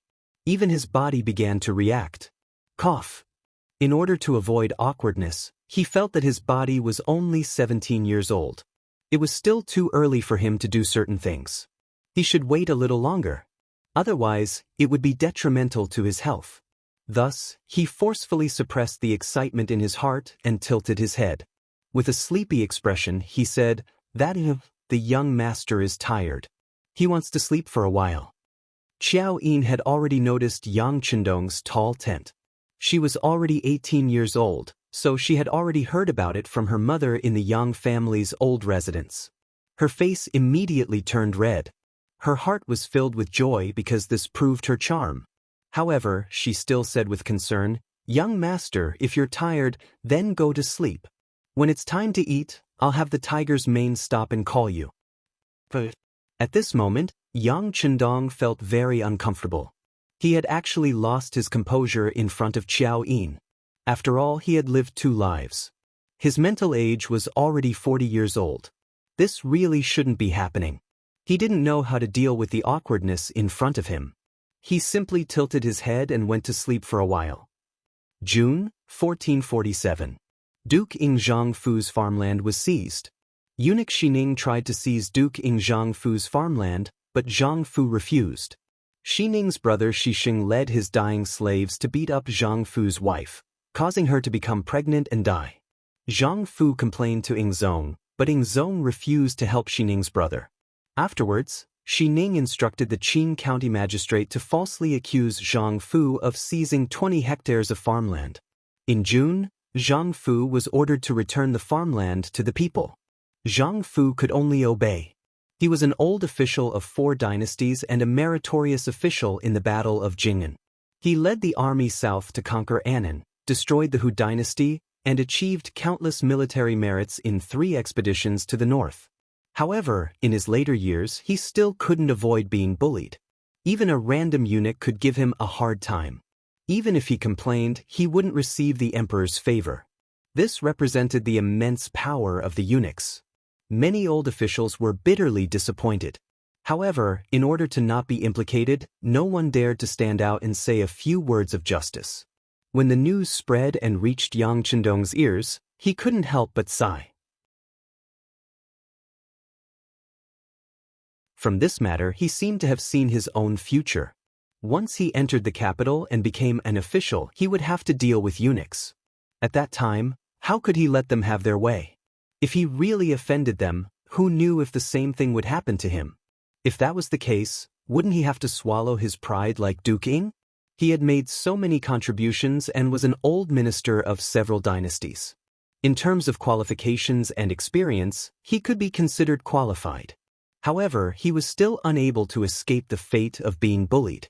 This was tantamount to sounding the alarm bell for Yang Chendong. It made him firmly believe that maintaining a sufficient armed force was extremely important. A month later, good news came from the Black Pier. After careful planning, Gao Xiong and Lung Song had worked together, and 7 days ago, they had successfully taken Crimson City and taken control of the situation there. The messenger had also sent a few plans and blueprints for the construction of Crimson City. Once the 6th young master agreed, they could begin to implement them. Holding the map of Crimson City, Yang Chendong did not sleep for the entire night. He spent half the morning perfecting the map and marking the locations of the factories. After that, he wrote a letter to Gao Xiong and Lung Song, congratulating them on their victory. At the same time, he reminded them not to be arrogant. They had to follow their previous plan and slowly expand their territory and influence through assimilation. At the same time, they had to seal off Ryukyu Island so that only people could enter and not leave. They couldn't allow any news of what had happened there to be leaked, especially to the Great Ming. For the sake of safety, Yang Chendong's method of communicating with others was always in the form of a secret letter, which was written with sugar water. Sugar water was a carbohydrate, an organic substance. When written on paper, it was colorless, but when burned, the organic substance would carbonize and turn black. In reality, all organic substances would turn black when burned. This technique sounded very simple, but no one knew about it at the time. It was guaranteed that even if the letter fell, no one would know what was written on it. With Crimson City taken, the Black Pier began to move. Most of the factories, civilians, and barracks there would be demolished, leaving behind only a few small houses for daily communication. This way, even if someone discovered that place, it wouldn't be a big problem. Yang Chendong could finally have a good night's sleep. Ever since the Black Pier had been established, Yang Chendong had been very cautious. Gao Xiong had said more than once that the Black Pier was in a very remote location and was destined to be very difficult to discover. But its existence meant that there was a chance of it being discovered. This was inevitable. As a result, he hadn't had a single day of proper rest. Now that the Black Pier had moved, the stone hanging from his heart could finally be put down. This also meant that his plans for the seaside had officially come to an end. What came next was to prepare for the capital. For this matter, Yang Chendong called the old butler Yang Hai over. He had to trouble him to make a trip to the capital and find a good place on the outskirts of the capital. It had to be at least 1,000 mu to 2,000 mu. He wanted to build a young family manor in the north. There were 2 reasons for this. Firstly, he wanted to plant potatoes. This was a high-yield crop that no one knew about, so naturally he had to experiment with it first. In truth, there wasn't much to experiment with. Yang Chendong was only doing this to give others a visual impact, so as to obtain a better reputation for himself and perhaps even a better official position. Secondly, and most importantly, he needed a relatively safe place. He didn't want to live in the capital. If any danger were to occur, he wouldn't have enough time to react, and there wouldn't be enough time. But if he were to live outside the capital, he would have more protection. With the name of Potatoes, no one would be able to criticize him. In short, Yang Chendong had always been on guard. He would definitely not be like Zhang Fu, who would let others bully him without retaliating. People said that even a rabbit would bite when cornered. As for whether Yang Chendong would bite someone or not, it would depend on how anxious he was and how much he was forced to do so. Bringing the potato seeds and some farmers of the Yang family manor, butler Yang Hai began his journey to the north. This time, he would stay there until the sixth young master went to the capital. Then, he would hand over the position of butler to his son, Yang Neng, and return to the old house in Jianing Mansion to enjoy the rest of his life. This was also approved by Yang Chendong. This time, Yang Hai also brought his son, Yang Neng, to teach him what a good butler should do. Everything seemed to be going very smoothly, and Yang Chendong was only waiting for the coming year. Once the mourning period was over, he would enter the capital and pay his respects to the prosperity of the capital. But just as he was about to do so, an unexpected guest suddenly appeared outside his old estate.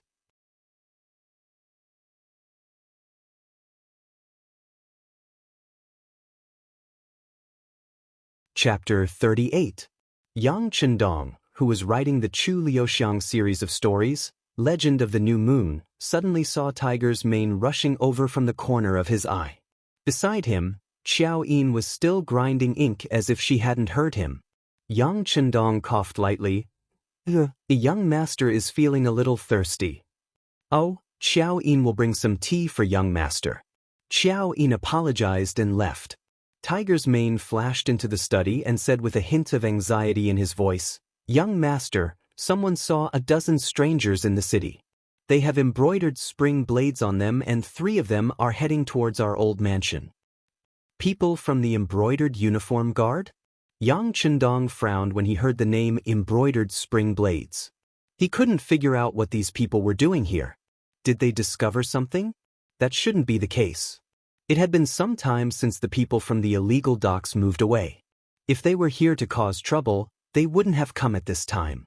Moreover, there were only 3 of them. Wasn't that looking down on them too much? Although the embroidered uniform guard and East Rock didn't need any reason to capture people and were very domineering, it didn't seem right to say that there were only 3 of them out on official business. In that instant, Yang Chendong thought of many questions in his mind. Then he determined that the 3 of them weren't here to capture people. Perhaps there was something else. "Young master? What should we do?" Tiger's mane looked nervous. According to his plan, he would directly control the 3 of them so that they wouldn't be able to enter the old mansion. Then he would find a safe place to ask them and everything would be clear. If they really discovered something and wanted to capture people, then they would directly go to Crimson City and stay there. It should be incomparably safe with the sea between them. Let's wait and see first. After Yang Chendong determined that they weren't here to capture people, he decided to wait and see. Then he thought of something and reminded Tiger's mane, "Don't make a move without my orders, understand?" "Yes, young master." Seeing how resolute Yang Chendong was, Tiger's mane didn't dare to make a decision on his own, so he agreed and left. At this moment, Xiao Yin walked in with a cup of hot tea. Her timing was impeccable. Outside the Yang clan's old mansion, 3 men dressed in casual clothes but carrying embroidered spring blades slowly walked past the Yang's gate. "You feel that someone is watching us?" The young master's man's eyes mane's eyes, T's mane's mane. Although this person was a little older, in his early 40s, it still couldn't hide the heroic spirit on his face. It could be imagined that when he was young, he must have been a handsome young master. "I don't see anyone following us." One of them looked around and shook his head. "That's right, boss. This is a private visit, and we never revealed our identities. This isn't the capital, and no one in this tiny Jianing prefecture would be able to recognize us," the other man confidently replied. "Is that so? In that case, I must have been mistaken." The main shook his head and looked around. When he didn't find anyone suspicious on the street, he relaxed. How about this, we'll leave through the back door. Like you said, we're not here for official business, so let's not go through the front door. We'll scare people. The three of them paused on the street for a short while before taking a detour to the back door of the Yang's mansion.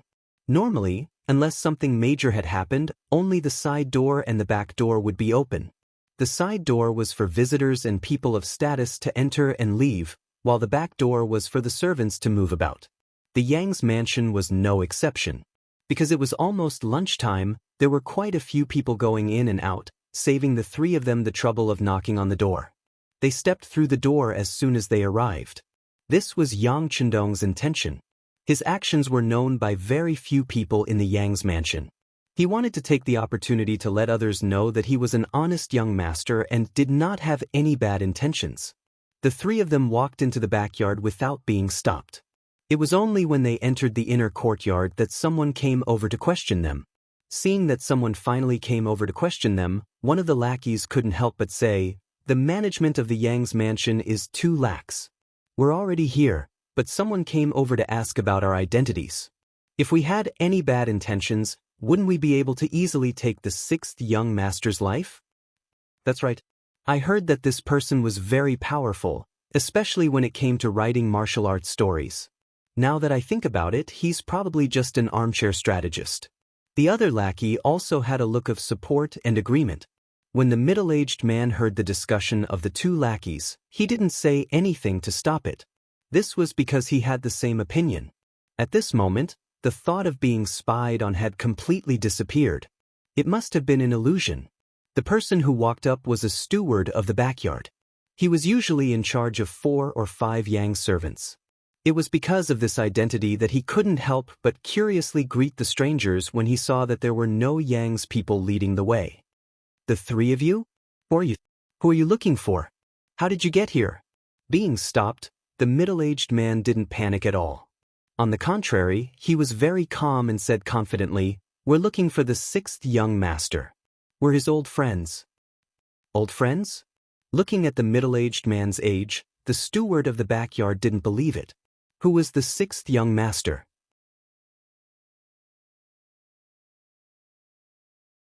How old was he? How could he have friends of this age? Moreover, these people were his friends. It didn't make sense for them to come to the backyard instead of paying a visit to the front door. "Hee, I don't think you're the young master's old friends. You're here to ask the young master to tell you a story, right?" The steward of the backyard thought that he had guessed correctly. With a dark smile, he wanted to shout and summon people to chase these 3 people out. Ever since the rise of Yang Bao, there were many people who wanted to see the 6th young master. However, because the young master rarely received guests, he used the excuse that it wasn't appropriate for him to receive guests at home. This caused some people to have crooked thoughts. There really were all kinds of people. The 3 people in front of him were probably people who wanted to fish in troubled waters from the backyard. The steward thought that he had seen through the clues. He opened his mouth and was about to shout when a pair of large hands flashed over and covered his mouth. "Let me tell you, if you don't want to cause trouble, don't shout." The person who made the move was the middle-aged man. As he spoke, he took out an ivory belt. It was the special identification of the embroidered uniform guards. There were all kinds of rumors about the embroidered uniform guards and the East Factory. They really took orders from the emperor and had unimaginable power. They didn't need any evidence to arrest people. Sometimes they even relied on their mood. In particular, the ivory belt they used made people's expressions change. It went without saying what it represented. Now that it appeared in front of him, the steward's legs went soft and he was about to kneel on the ground. The middle-aged man used a bit of strength and lifted him up. Then he said in a low and threatening voice, "Which courtyard is the 6th young master in?" "The north courtyard. The one in the north." Feeling the strength of the hand, as if it could break his neck at any time, the steward of the backyard answered with a pale face, "Lead the way." The middle-aged man casually pushed the steward to the back. A subordinate took the steward. The group of 4 then walked towards the courtyard where Yang Chendong was. All of this was seen by Yang Lu in the dark. However, because the young master had already instructed not to touch these people, he could only watch. However, the steward of the backyard who went soft was remembered. After this incident, this person would definitely not be able to stay in the Yang family's old residence. He actually dared to betray the sixth young master. Just based on this person would never be employed by the Yang family. Even with the personality of Tiger's mane and the other servants, it was hard to say if they could survive after leaving the Yang family. With someone leading the way, the four of them quickly arrived at the courtyard. However, this place was very quiet. It didn't look like someone lived here at all. At the same time, the middle-aged man also felt a faint murderous aura nearby, as if it could open its mouth and swallow him at any time. What is this place? Why is it so quiet? The middle-aged man's eyes were bright and full of expression as he looked around. However, he couldn't find any traces of other people. If it weren't for the fact that he carried out all sorts of missions all year round, he probably wouldn't even be able to feel a trace of murderous aura. After knowing that the other party was an embroidered uniform guard, the steward of the backyard didn't have a shred of integrity. He thought that the young master had committed a crime and was about to be captured. He thought that the Yang family was finished. Thus, he didn't hide anything and pointed to a room about 20 steps away. That is the study room of the sixth young master. Because the young master likes peace and quiet, servants like us are not allowed to come here. Seeing that the person in front of him had betrayed his master, the embroidered uniform guard who was holding him snorted angrily and casually threw him to the ground. The other person took large strides forward. From the looks of it, he wanted to scout ahead and see which room the sixth young master was in. Isn't it a pleasure to have friends from afar? However, this doesn't seem to be the way of a guest, does it? Could it be that you want to show off in front of this young master? A slightly immature but confident voice rang out. Following that, a young man in a green robe walked out of the study room, followed by a beautiful maid. He held a folding fan made of ivory in his hand, appearing rather graceful. The people who had appeared were naturally Yang Chendong and Xiao Yin. With Yang Chendong's keen senses, he naturally heard the approaching footsteps and knew that someone had arrived at the courtyard. However, he didn't immediately walk out. Instead, he pointed outside the window for Xiao Yin to see. Yin, some troubles will appear even if we don't want to. You will slowly understand this young master's intentions.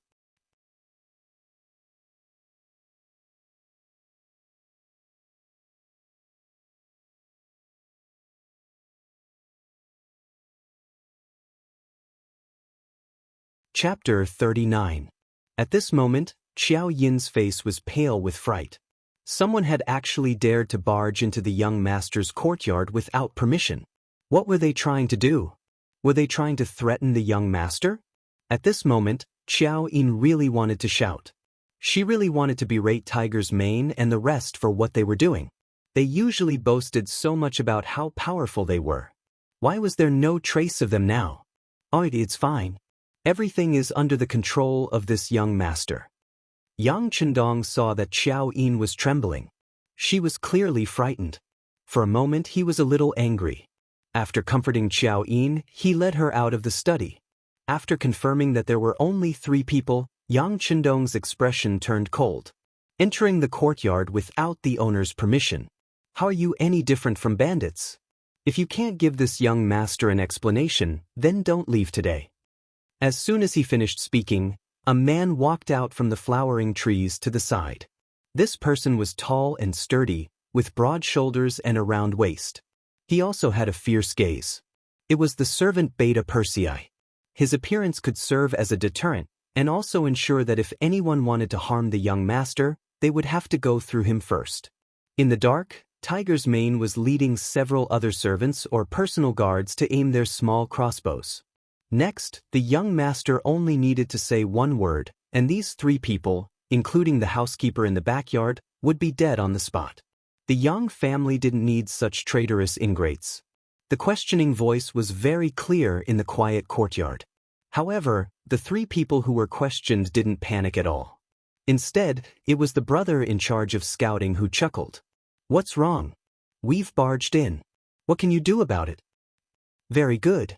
Yang Chendong smiled like a spring breeze, then closed his folding fan. Beta Persei, teach him a lesson. Whoosh! As his voice fell, a fist the size of a clay bowl arrived in front of the embroidered uniform guard. Its speed was so fast that it actually caused a burst of explosive sounds to ring out in the wind. Everything happened too quickly. The embroidered uniform guard didn't have time to prepare. When he saw the fist coming, he instinctively retreated. At the same time, his body leaned backwards like a metal bridge, trying to avoid the fierce punch.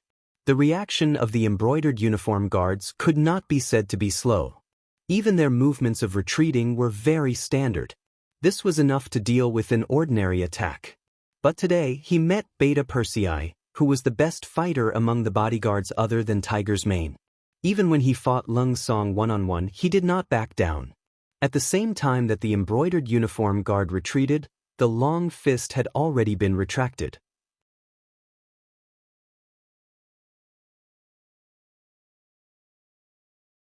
All of this was just a feint to force the embroidered uniform guard to do this. Then a long leg swept over. In the next breath, it hit the waist of the embroidered uniform guard. Unable to dodge, he was kicked directly. The strength of the kick was so great that the embroidered uniform guard was sent flying. When he landed on the ground, he was already several feet away. "You're courting death." Seeing that his companion was attacked and injured, another embroidered uniform guard shouted. Another embroidered uniform guard roared and leaped over.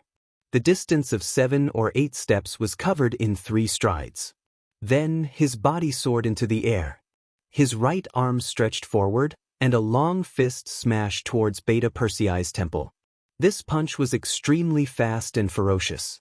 It was clear that this punch was meant to kill second young Master Yang. Under this punch, 2 voices of "No" rang out. The ones who spoke were the middle-aged leader of the embroidered uniform guard and the maid, Xiao Yin.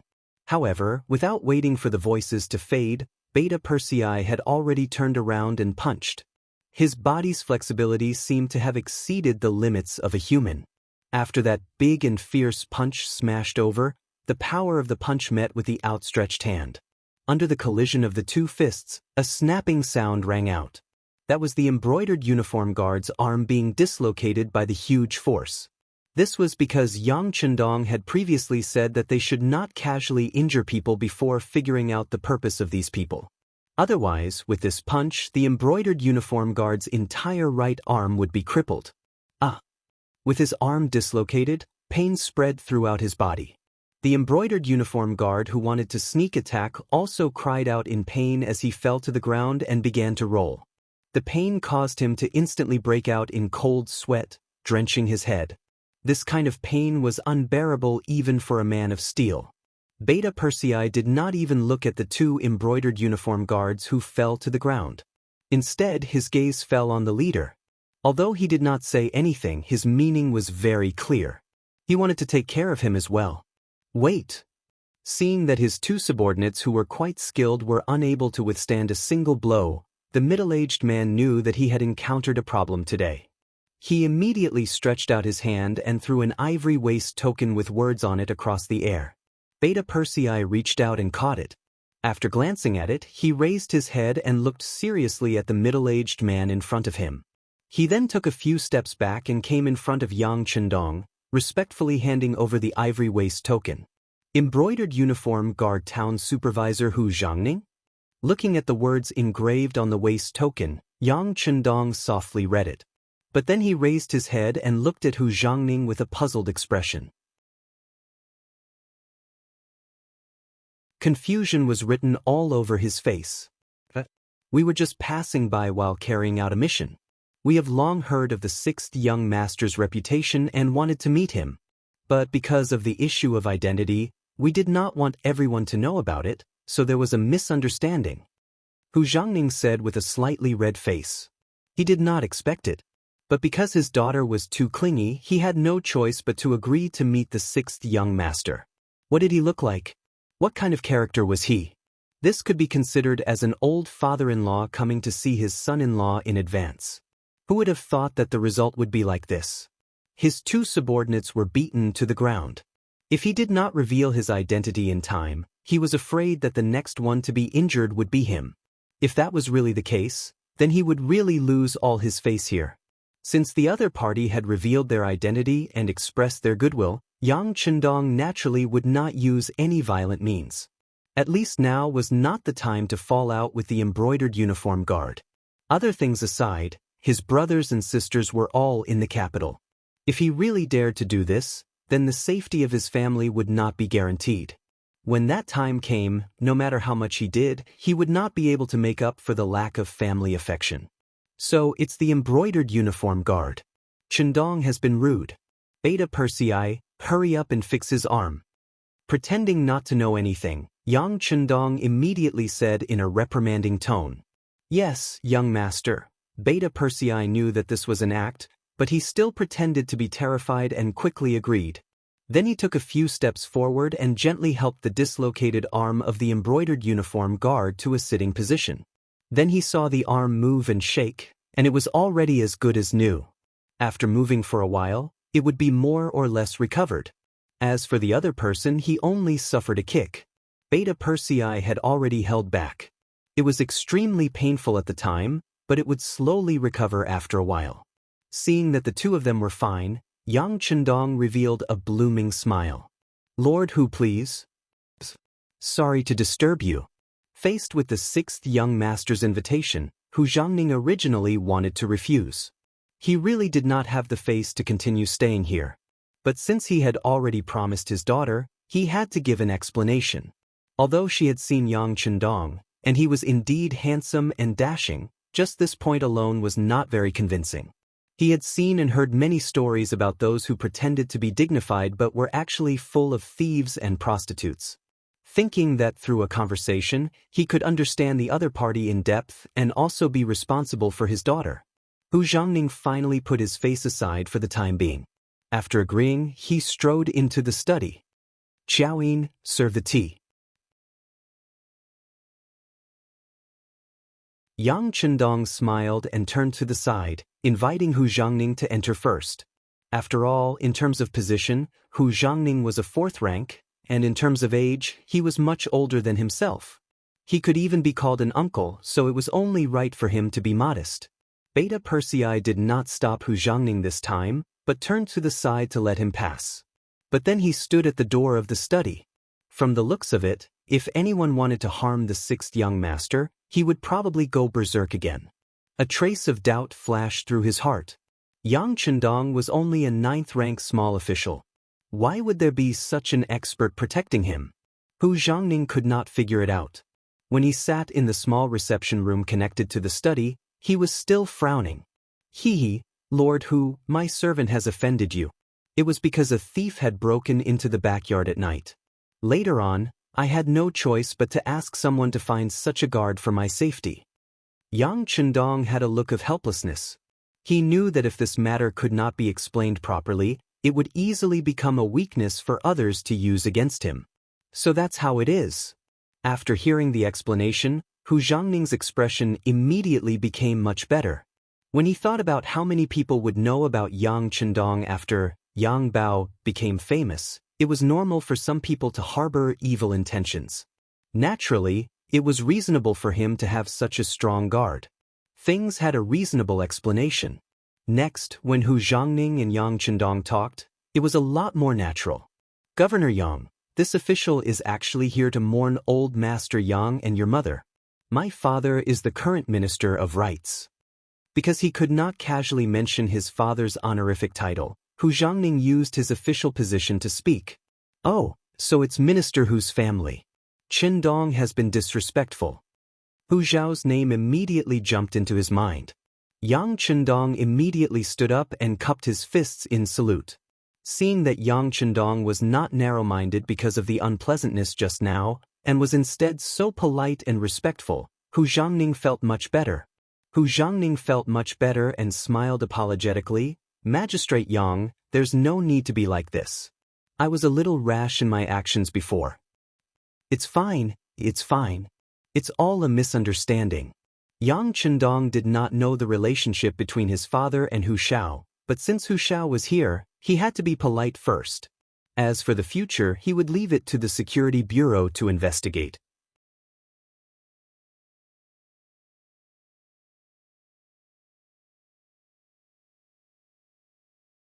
Chapter 40. Yang Chendong had no choice but to take Hu Zhangning to the praying hall since he had stated the purpose of his visit. There were temporary memorial tablets for his father and mother there for outsiders to mourn. Following Yang Chendong to the praying hall, Hu Zhangning lit the incense.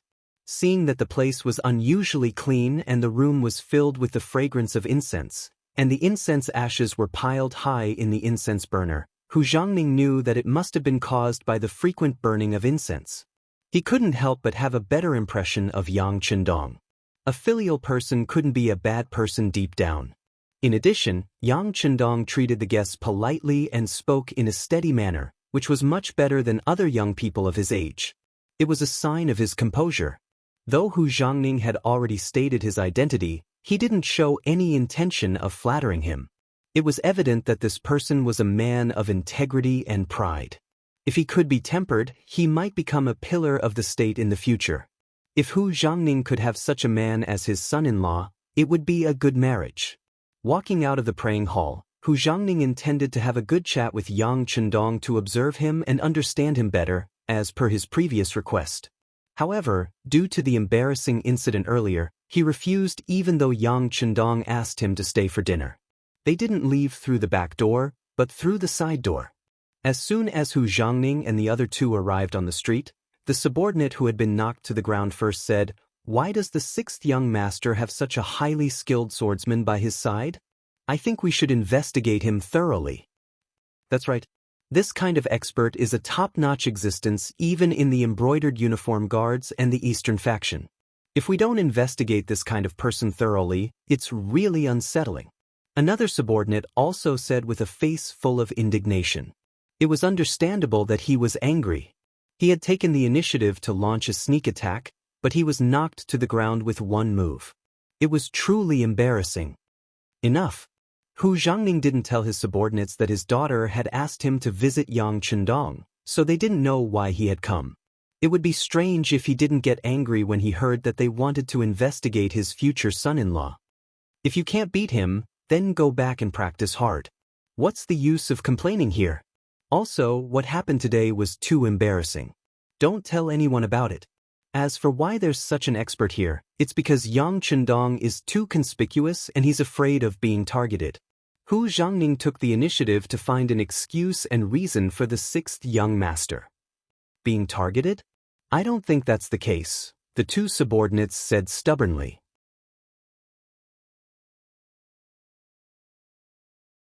Originally, the embroidered uniform guards were an existence that people looked up to no matter where they went. However, after today's setback, they couldn't be blamed for having such thoughts. That's enough, Hu Zhangning said angrily. He might be his future son-in-law, but he didn't like the fact that people were so suspicious of him just because his bodyguard was a little more agile. Remember, Yang Chendong is old Master Yang's son. It's impossible and there won't be any problems. This was tantamount to the final conclusion. Hu Zhangning was angry.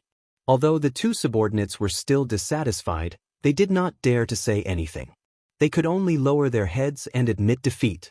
Hu Zhangning left. According to the information from the Security Bureau, the group of 12 people only stayed in an inconspicuous inn in Jiangning Prefecture for one night before leaving. During this time, they did not meet anyone, including the Jiangning Prefectural Magistrate, nor did they have the slightest intention of making things difficult for the Yang family's old house. This action puzzled Yang Chendong. Could it be that Hu Shao is really close to my father and they really came to pay respects? Shaking his head, Yang Chendong had to put this matter aside after arranging for the Security Bureau to investigate thoroughly.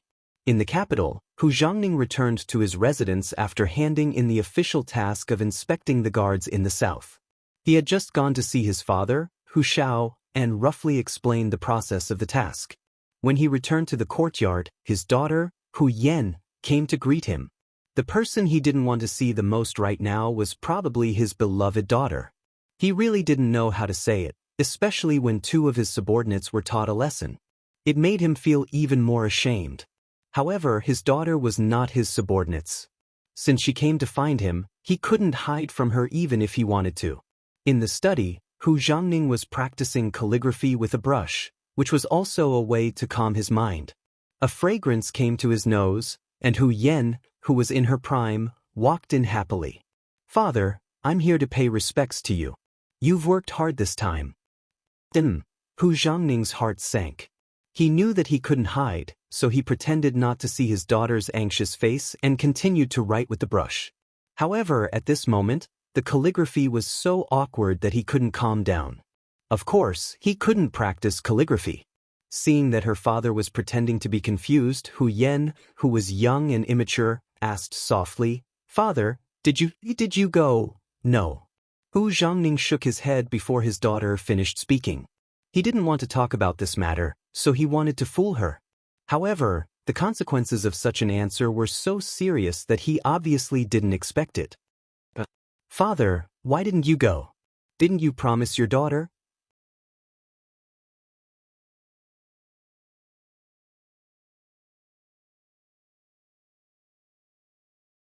At this moment, Hu Yan suddenly figured it out. Although she didn't know why her father would answer her like this, she felt that it wouldn't be so simple. But since her father gave an evaluation of it, it was better than not okay and not okay. Hu Yan comforted herself. She really had the spirit of a modern AQ. Of course, this had a lot to do with the fact that she had a good impression of Yang Qindong first. Anyway, since this matter, Hu Yan didn't mention it again, and Hu Zhangning didn't mention it either. But after that, no one in the Hu mansion took care of the matter of proposing marriage for Hu Yan. By right, she would be 16 years old after the new year. Even if she didn't have a marriage, she should have a candidate. But no one did it and no one asked about it. As her father, Hu Zhangning didn't know what he said to his wife and concubines.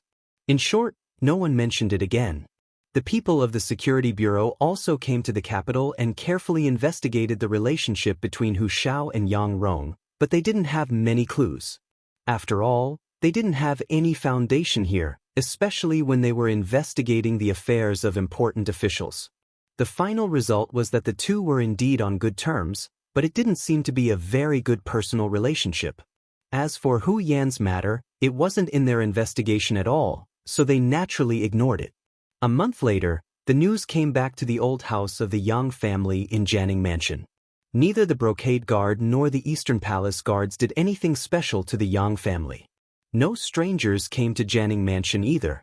Since there was no need to worry about his safety, Yang Qindong naturally put things aside. Seeing that it was almost the new year, he still had many things to do. The bell of the year 1448 rang. People said that the new year was new. But in terms of the situation in the Ming dynasty, there were no big changes. The eunuchs were still rampant and held great power. You're tuning in to the Passion Pages YouTube channel. We're so grateful for your support, and don't forget to subscribe to join us on this incredible journey through captivating stories. Your generosity through donations truly makes a world of difference, as it's the primary source of revenue that allows me to expand and enhance this channel for you. Thank you from the bottom of my heart for being a part of this adventure.